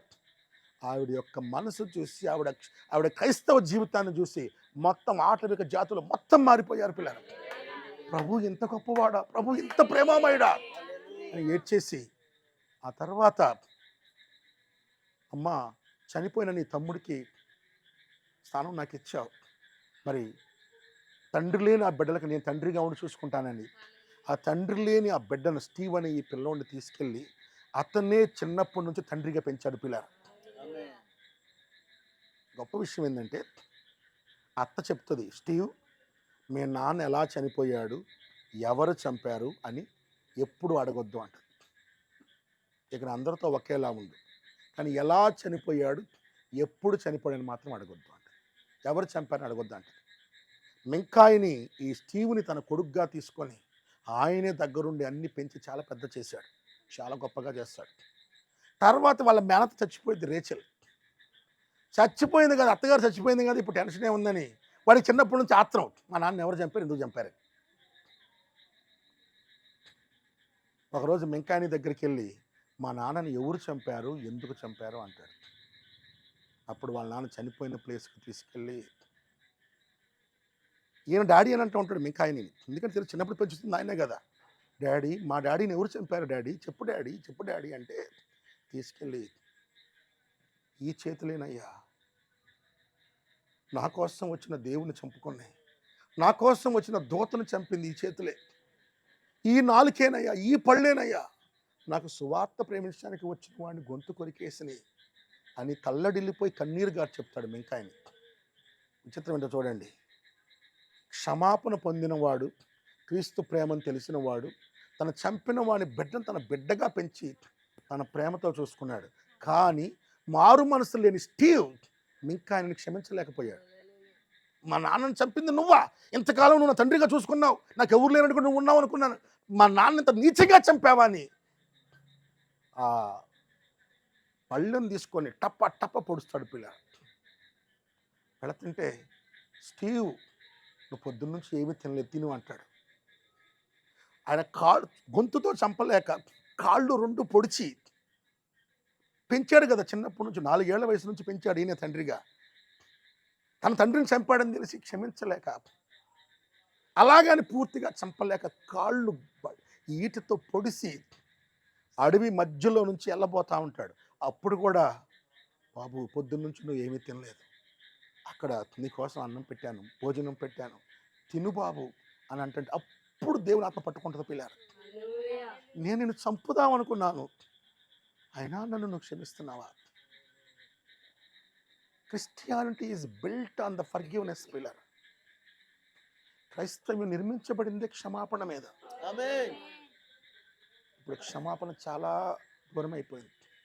ఒక దెబ్బలు తిన్న భార్య తన భర్తను జీవితంలో క్షమించలేని రోజులు, ఒక పశ్చాత్తాపడి వచ్చిన అల్లుడిని క్షమించలేని అత్తమామలు, లేకపోతే కోడలు తప్పు చేసిన ఎన్నో ఏళ్ళు తప్పు గుర్తుపెట్టుకొని మాటి మాటికి చెప్పేవాళ్ళు. ఈవెన్ సమాజం అలాగే ఉంది, నాయకులు అలాగే ఉన్నారు. 30 ఏళ్ల క్రితం, 20 ఏళ్ల క్రితం ఎప్పుడో సంగతులు కూడా ఇప్పుడు తీసి తవ్వుకొని ఒక్కరి మీద ఒకరు దుయ్యపట్టుకుంటున్న రోజులు. సమాజంలో క్షమాపణ కరువైపోయింది పిల్లలు. ఇవన్నీ చూసే దావీదు అంటాడు, యెహోవా ఆ దినములు భయాన్ని పుట్టించే దినాలయ్యా, అపాయాన్ని తీసుకొచ్చే దినాలు, మంచిగా బతకటం కనుమరుగయ్యే రోజులు, నీతిగా బ్రతకటం కనుమరుగయ్యే రోజులు, క్షమించుట, ప్రేమ, త్యాగం అలాంటి లక్షణాలకి విలువ లేని రోజులు, దినత్వానికి విలువ లేదు. ఎక్కడన్నా ఒక చోటకి వెళ్ళాం, సేవకులు దినత్వానికి బదులుగా ఆడంబరంగా ఉండటానికి ఎవరు ఏ సూట్ వేశారు, వాళ్ళకి మించి ఎవరు ఏ బ్లేజర్ వేశారు, అమ్మగారులు ఎంత ఖరీదైన చీరలు వేశారు, అలాంటి వాళ్ళ మధ్యలో ఎవరైనా నిరాడంబరంగా ఉందామని ఉంటే వాళ్ళ మధ్యలో వీడు ఒక ఐటమ్ అవుతాడు. అందరు సేవకులు టిప్ టాప్గా వస్తే, ఏరా కనీసం ఎన్సెట్ అనేయచ్చుగా, చదువుకున్నావుగా. నిరాడంబరత చేతగాంతనం, దీనత్వం పనికిరాంతనం, ఎవరన్నా దీనుడిగా ఉండి క్షమిస్తుంటే చేతకాని వాడనే రోజులు ఇవి. అందుకే ఇది చాలా అపాయకరమైన దినాలు. ఆమేన్. అయితే దావీదు ఒక మాట అంటాడు, ఇలాంటి అపాయకరమైన దినాల్లో నా శరీరం పాపంలోకి వెళ్లకుండా, నా ఆత్మ పాపంలోకి వెళ్లకుండా, ఇలాంటి ఆపత్కాల దినాల్లో నన్ను నీవు పర్ణశాలలో దాస్తావు ప్రభు. అంటే కొంతమందిని చూశాడు చివరి దినాల్లో, ప్రభు లోకమంతా హృదయ కాఠిన్యంలోకి వెళ్ళని, నేను మాత్రం క్షమిస్తూనే ఉంటా ప్రభు అని ఆత్మలోకి వెళ్ళి తన ఆత్మను దేవునితో సాధనం చేసుకునే కొందరిని చూశాడు. దేవుని ప్రేమతో లోకాన్ని సాధనం చేసుకునేవాడు, విశ్వాసంతో సాధనం చేసుకునేవాడు, పరిశుద్ధతతో సాధనం చేసుకునేవాడు. ఇలాంటి వాళ్ళను చూసి అలాంటి అపాయకరమైన దినాల్లో కొందరిని నువ్వు ఒక పాపం మొన్న రీసెంట్గా ఒక చోట చూశాను, ఒక పాస్టర్ ఉన్నాడు, లెగిస్తే చాలు అందరిని తిట్టడమే, ఒరే కుక్క, ఒరే పంది. పాపం ఆయనకి తిట్టడం తప్ప ఏమీ తెలియదు. పిల్లారా, ఆయన పేదవాడు, ధనంలో పేదవాడు కాదు, ప్రేమించడంలో పేదవాడు. ఆయన ప్రేమించలేడు, అందరిని తిట్టడమే. ఆయన అడిగితే ఆయన పరిచర్య ఎలా అనుకుంటాడు పాపం. ఒక పాస్టర్ గారు ఉండి, ఈయన ఎవరి మాట వింటలేదు, ఈయన నోరు మూయించాలని ఆయన ఊరికే వెళ్ళి ఆయన తిట్టడం మొదలుపెట్టాడు. ఇదేక శత్రువు యొక్క పని. వాళ్ళ పాపాన్ని బట్టి నిన్ను పాపంలో లాగాలి, వాళ్ళ కఠినత్వం చేత నిన్ను కఠినపరచాలి. నీ మీదకి 100 మంది 100 రకాల అబద్ధాలు రాయొచ్చు. ఈ రోజుల్లో చిన్న మాట అంటే చాలు వెంటనే ఫోన్ తీసి, ఎవరు నా మీద మాట ఉంది, పలానా క్రిస్టోఫరా, ఫోన్ చేద్దాం. ఏంటి బెదరో, నేను వాక్యం నా గురించి అన్నామంట. నువ్వు ఎవడో బెదరో, నీకెందుకు బెదరో, నీ పని ఏంటి బెదరో. ఒక చిన్న గద్దింపుని ప్రజలు ఓర్చుకోలేని పరిస్థితి. పాపం ఒక సేవకుడు ఒకరోజు ఒక సంఘంలోకి వచ్చి ఎంతో ఘోరాతి ఘోరమైన పాప జీవితాన్ని గద్దిస్తూ చెప్తే, పాప జీవితాన్ని ఆ పాస్టర్ గారి అమ్మాయి చాలా అపవిత్రంగా జీవిస్తుంది. మీటింగ్ అయిపోగానే వాళ్ళ తండ్రికి చెప్పింది, ఈడు ఇంకెప్పుడు మన చర్చికి రాకూడదు. ఒక 20 ఏళ్ల పాప ఒక 50-60 ఏళ్ల సేవకుని ఈడు అని పిలుస్తూ. ఎందుకంటే ప్రజలకు గద్దింపు ఇష్టం లేని రోజులు పిల్లలు, సరిదిద్దటం ఇష్టపడని రోజులు. సేవకులు కూడా యాక్టర్స్గా వాళ్ళు ఎప్పుడు మెప్పించుకునే వాళ్ళుగా, వాళ్ళ పైపైన మెప్పించే వాళ్ళగా అయ్యే పరిస్థితి. అందుకే ఆత్మీయంగా దేవుడు కోరుకున్న లక్షణాలతో బ్రతకటం చాలా కష్టమైన దినాలు పిల్లలు. త్యాగంతో, నిరాడంబరతతో, నిస్వార్థంతో, నిజాయితీతో, ప్రేమతో, నిజమైన దైవిక ప్రేమతో, అపోస్తల కాలం నాటి శక్తితో, అలాంటి భక్తితో, అలాంటి బోధతో, అలాంటి కార్యాలతో నువ్వు బతకడం చాలా కష్టం. అపోస్తల కార్యాల్లో కానీ బైబిల్లో కానీ ఎక్కడైనా పలానా క్రిస్మస్కి ఇలా కూడుకున్నారని ఉందా, పలానా పండుగప్పుడు ఇలా చేశారని ఉందా, పలానా మట్టలు తిప్పుకొని తిరిగారని ఉందా? వాళ్ళ ఆత్మల కోసం, దేవుని కోసం తల్లిపోయారు తప్ప పండుగలు ఎప్పుడు వాళ్ళ మైండ్లో లేవు పిల్లారు. మూర్ఖుడు మైండ్ అంట తింటం తాగటం మీద ఉంటుందంట, జ్ఞాని మైండ్ బాధల్లో ఉన్న వాళ్ళ మీద, కష్టాలు ఉన్న వాళ్ళ మీద ఉంటుందంట. వాళ్ళ ఆనందం అందులోనే ఉంది. ఈ రోజుల్లో పండుగలు, పార్టీలు, పుట్టినరోజులు, సెలబ్రేషన్స్. ఒక సేవకుడు అన్నాడు, ఏమండి మా సంఘంలో 150 మంది ఉన్నారు సార్, 150 మందికి 150 పుట్టినరోజులు, అందులో 50 జంటలు ఉన్నారు, 50 పెళ్లి రోజులు, 360 రోజుల్లో ఒక 200 రోజులు ఫిక్స్ అయిపోయినాయి. ఇట్లా 200 రోజులు షెడ్యూల్ అయిపోయిందంట. అలా ప్లాన్ కూడా పిల్లరా ప్రోగ్రామ్, ఒక కమర్షియల్, ఒక బిజినెస్ కోసం. వాళ్ళు తిరిగి జన్మించారా, జీవితాలు సరిగా ఉన్నాయా, వీళ్ళు మార్పు చెందారా, దేవునితో రక్షించబడ్డారా, ఈ భారం ఏమీ అవసరం లేని రోజు. అందుకే దావీదు అంటాడు, ఇది భయంకరమైన కాలం. 1000 ఏళ్ల పాలన చూసిన దావీదే, క్రీస్తు మొదటి రాకడను చూసిన దావీదే, పునరుద్ధానాన్ని చూసిన దావీదే, రెండవ రాకడకు ముందు ప్రపంచాన్ని చూసి కీర్తన రాశాడు. ఆమేన్. ఇక్కడ మెయిన్ ప్రాబ్లం అసలు వాక్యమే తారుమారవుతుందంట ఈ రోజుల్లో. అందుకంటాడు, యెహోవా నాకు వెలుగైపోయాడు, ఆయనే స్వయంగా వచ్చి తన వాక్యాన్ని, కలుషితం లేని వాక్యాన్ని నాకు ఇచ్చాడు. ఒక మనిషి ఆరోగ్యంగా ఉండాలంటే ముందు కలుషితం లేని ఆహారం, కలుషితం నీళ్ళు తాగాలి, తర్వాత సంగతి తర్వాత. అసలు చివరి దినాల్లో సమస్య ఏంటంటే బోధలే కలుషితంగా ఉన్నాయి, మనుషులు బోధించే విధానాలే అపవిత్రంగా ఉన్నాయి, సత్యం కనుమరుగైపోతుంది. దీనివల్ల ప్రజలకు వివేచించే శక్తి కోల్పోతున్నారు. సేవకులు మైండ్ కంట్రోల్ చేయడం స్టార్ట్ చేస్తారు ఫస్ట్ నుంచి, చిన్నప్పటి నుంచే. వీటితో అన్నాడు, అందుకని యెహోవాయే, ఆయనే స్వయంగా వచ్చి నిజమైన బోధన నాకు ఇచ్చాడు, ఈ బోధే నన్ను రక్షించింది అంటాడు పిల్లలు. యెహోవాయే నాకు వెలుగయ్యాడు, ఆ వెలుగే నాకు రక్షణ అయ్యింది. లేకపోయి ఉంటే నేను కూడా ఈ చట్టంలో చిక్కుకొని ఉండేవాడిని. అంటే ఆయన ఎక్కడ చూస్తున్నాడు, ఈ కాలానికి వచ్చి మనతో ఒక్కడిగా అయ్యి రక్షించబడే ఒక వ్యక్తితో తనను తాను ఏకత్వం అయ్యి రాస్తున్నాడు పిల్లలు ఈ కీర్తనని. ఆమేన్.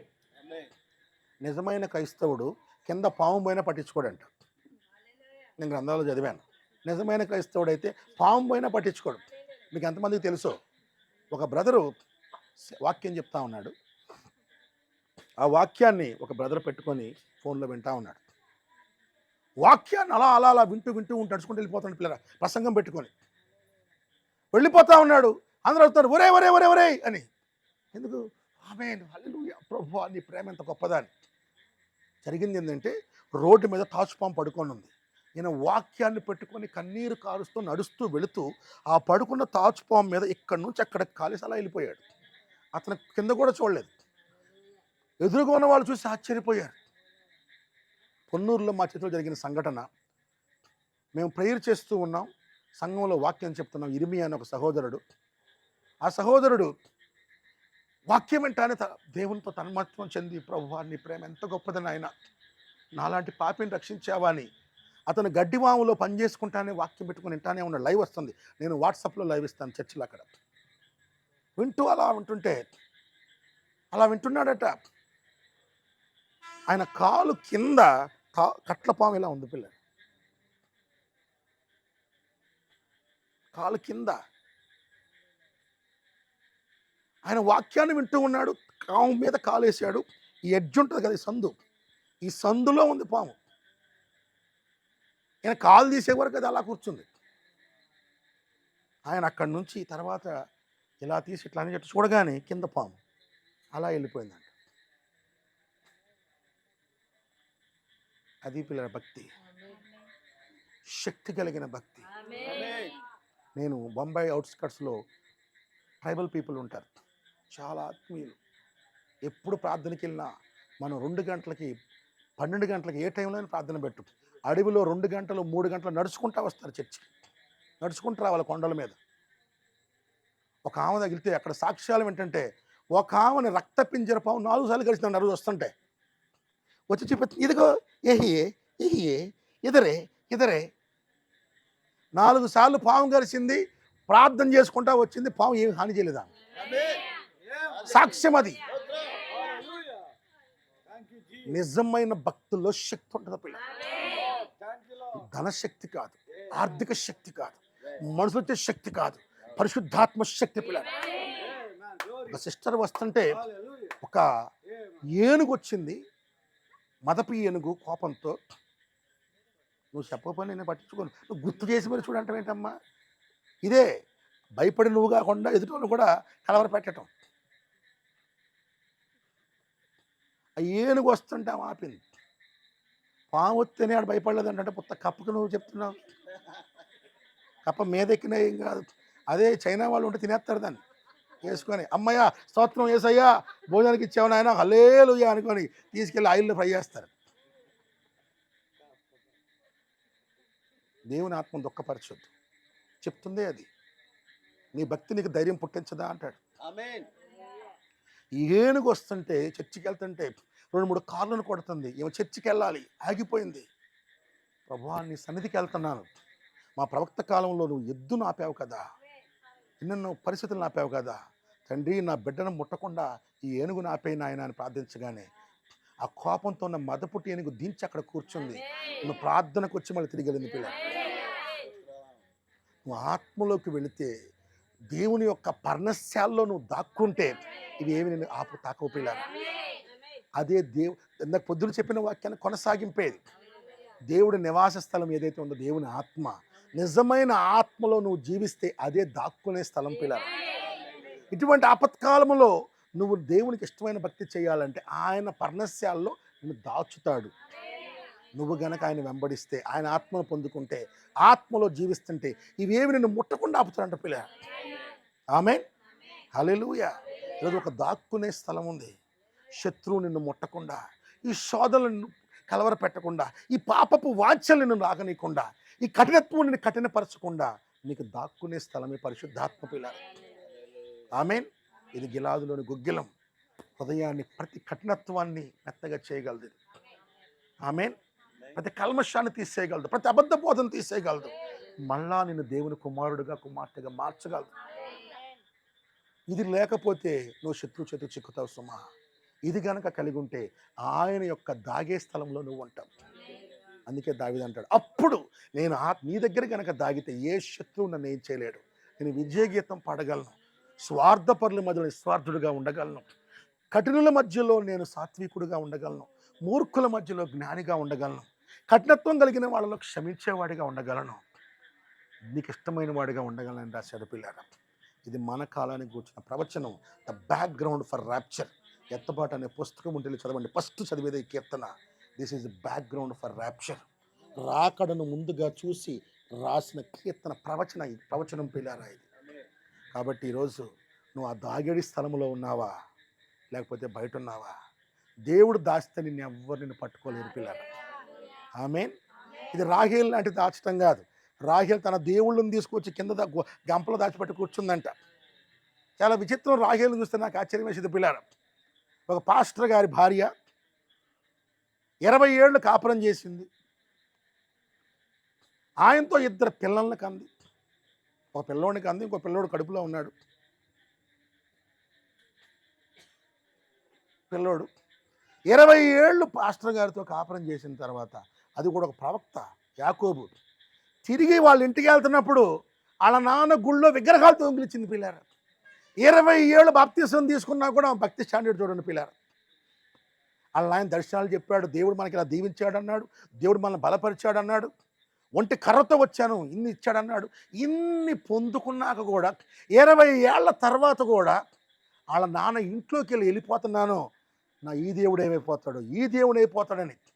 నాన్న వెళ్తున్నాను, కనీసం ఇంకో విగ్రహం చేసుకొని రా అన్న బాగుండేది. వాళ్ళ నాన్న విగ్రహాన్ని దొంగిలించిందంటే ఈవిడే. ఆయన వెళ్ళిపోతుంటే యాకోబు వెళ్తున్నాడని బాధ కాదు, కానీ మా దేవుడు పట్టుకు వెళ్ళిపోతున్నాడే, మా అల్లుడు ఇప్పుడు దాకా దేవుడు అక్కడే యేసయ్యే దేవుడు యేసయ్యే దేవుడు అన్నాడు. ఈ భక్తిది అన్నమాట. పేరుకి యేసయ్య, వెనకాలందరూ మన దేవుళ్ళే. 20 ఏళ్ల తర్వాత ఇంటికి వెళ్తున్నానని చెప్పేసి నా గుళ్ళో నా దేవుడు పట్టుకెళ్తాడా అని వెనక్కి వెళ్ళాడు.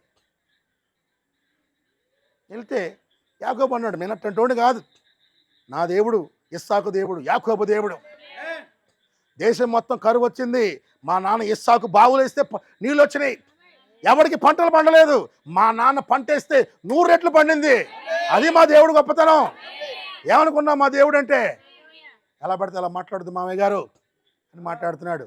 మాటలు చాలే, మా దేవుడు ఎక్కడున్నాడో చూపించంటాడు.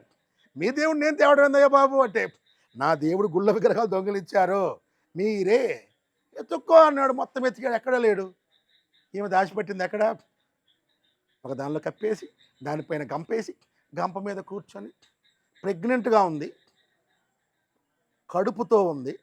కానీ నేను ఈరోజు మైల్లో ఉన్నాను, నాకు ఈరోజు డేట్ వచ్చింది డాడీ అని చెప్పి. నాకు నిజంగా ఆవిడ పరలోకంలో ఉంటుంది, పెద్ద క్వశ్చన్ నాకు. ఎందుకంటే 20 ఏళ్ల భక్తి జీవితం తర్వాత ఆవిడ భక్తి అదా,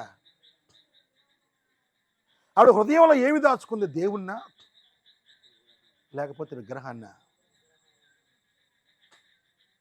ఆమె ఎంత బాధాకరం పిల్లలు. చాలామంది 20-25 ఏళ్ల తర్వాత కూడా హృదయంలో విశ్వాసాన్ని దాచుకోలేకుండా ఉన్నారు, క్రీస్తు ప్రేమను దాచుకోలేకుండా ఉన్నారు. అందుకే లోకాన్ని తెచ్చిపెట్టుకుంటా ఉన్నారు.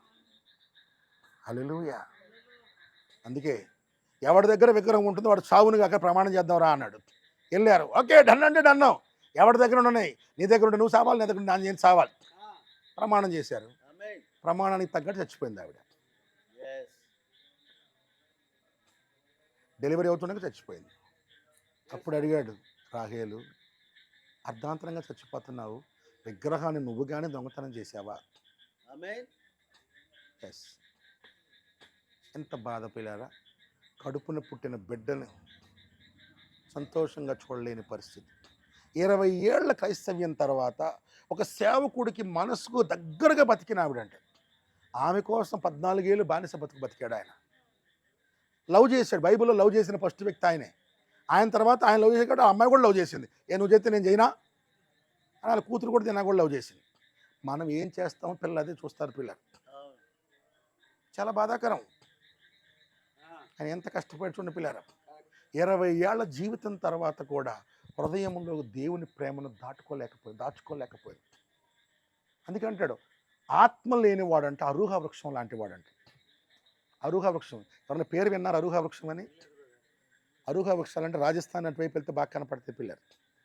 అరూహ వృక్షం అంటే అది నాగజముడు బ్రహ్మజముడు టైపులో ఉంటుంది కొంచెం. దానికి స్పెషాలిటీ ఏంటంటే, నీళ్లు లేవు అనుకోండి అక్కడే ఉంటుంది, ముళ్ళుగా మారిపోయింది.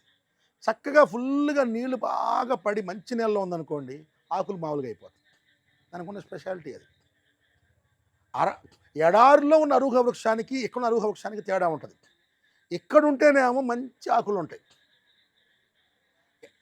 ఎడారిలో ఉంటేనేమో దానికి ముళ్ళాకులు అయిపోతాయి. ముళ్ళాకులు కలిగింది అంటే ఏంటి?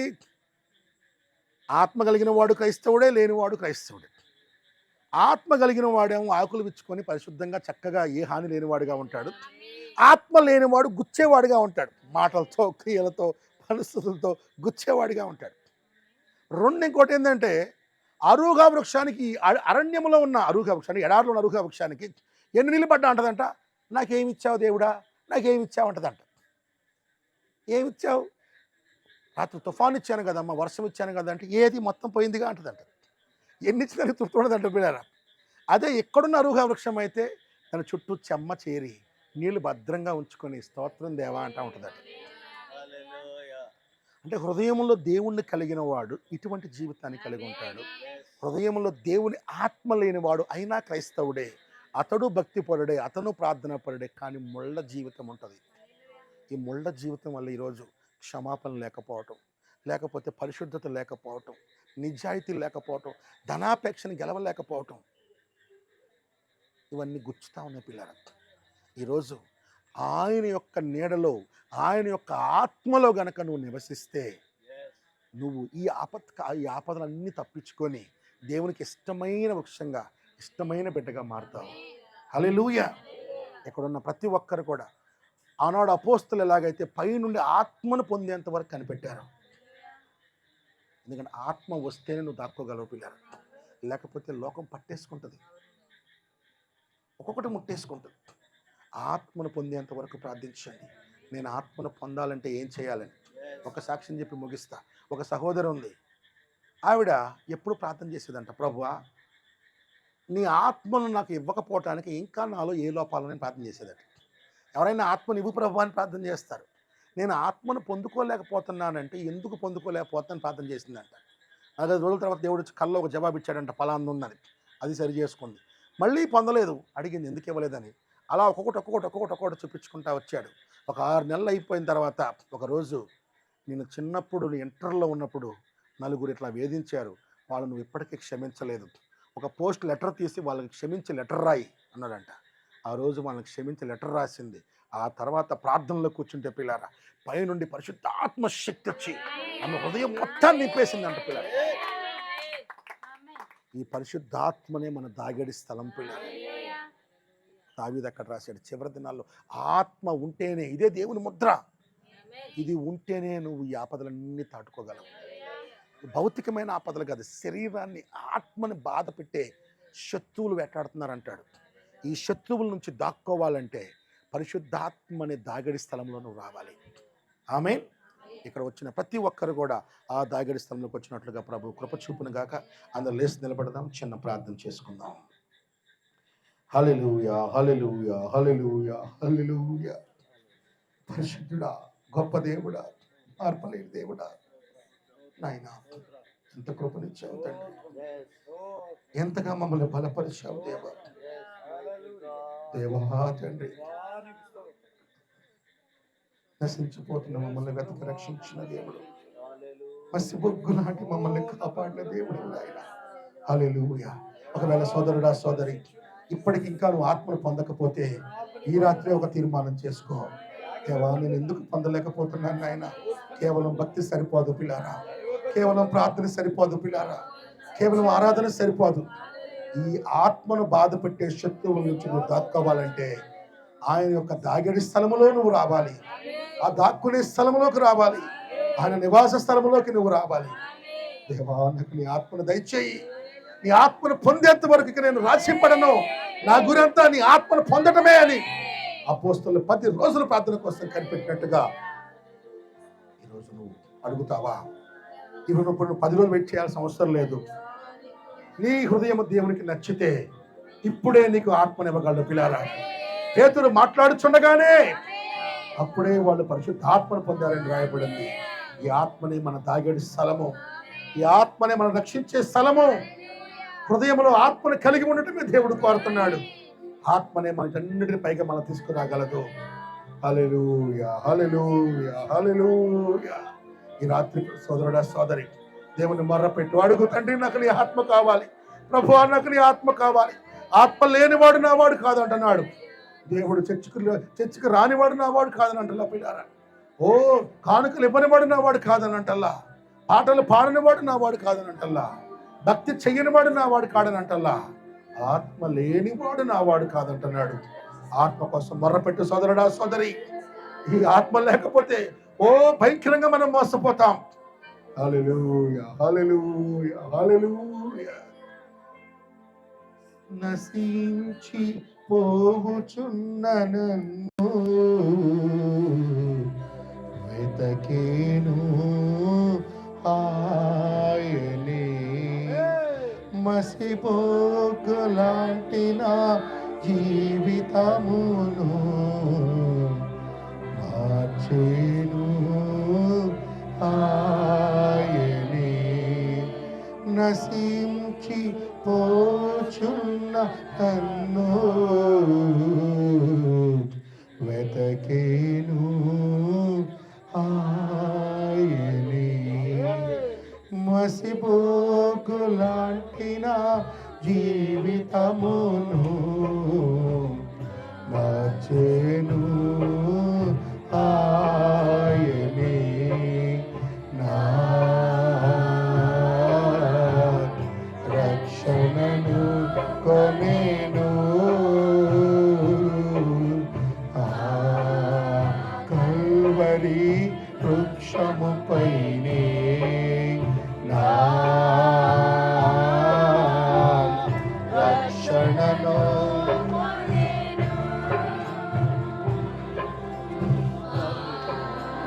కల్వరి నేను ప్రేమించుచున్నాను నా ప్రభువును. ఆయనే మొదటిగా నన్ను ప్రేమించెను ఎందుకనగా ఆయనే మొదటిగా నన్ను ప్రేమించెను. హల్లెలూయా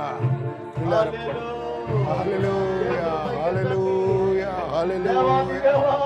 ఓ ఈ నిర్ణయంలో ఉన్నా ఈ సమయంలో ఈ స్థలమందు ఈ లోకము ఎలా ఉన్నదో మాకు ఒకసారి ప్రపంచమంతటిని చూపించావు. నిందలు నాపై అయ్యా రాసేలో ఉన్న ప్రజలు ఎలా ఉన్నారు? ఈ భూమి మీద నరులు అందరూ ఎలా ఉన్నారు? ప్రేమ ఉన్నదా? ఒకరి పట్ల ఒకరు దయ ఉన్నదా? క్షమించే గుణం ఉన్నదా? ఒకరిని ఒకరు చేర్చుకుని ఓ తిని భయంకరమైన దీనంతటిని మార్పు చెందాలంటే ప్రభువా నీ దగ్గర ప్రేమ ఉంటుంది దేవా. అది కొండ కంటే గొప్పది, సముద్రము కంటే గొప్పది, ఈ సర్వ సృష్టి కంటే గొప్పది. నీ ప్రేమ గొప్పది దేవా. దేవా నీకు కావాలి కనుక మమ్మల్ని రక్షించుడు కొరకు ఈ దేవుని ఈ ప్రాణముని మా కొరకు దానం చేశావు కదా. నా ప్రభువా నీలో ఉన్న ప్రేమ ఎంత గొప్పది దేవా. హల్లెలూయా హల్లెలూయా. నా పాపమంతటిని కడిగిన దేవుడు కదా.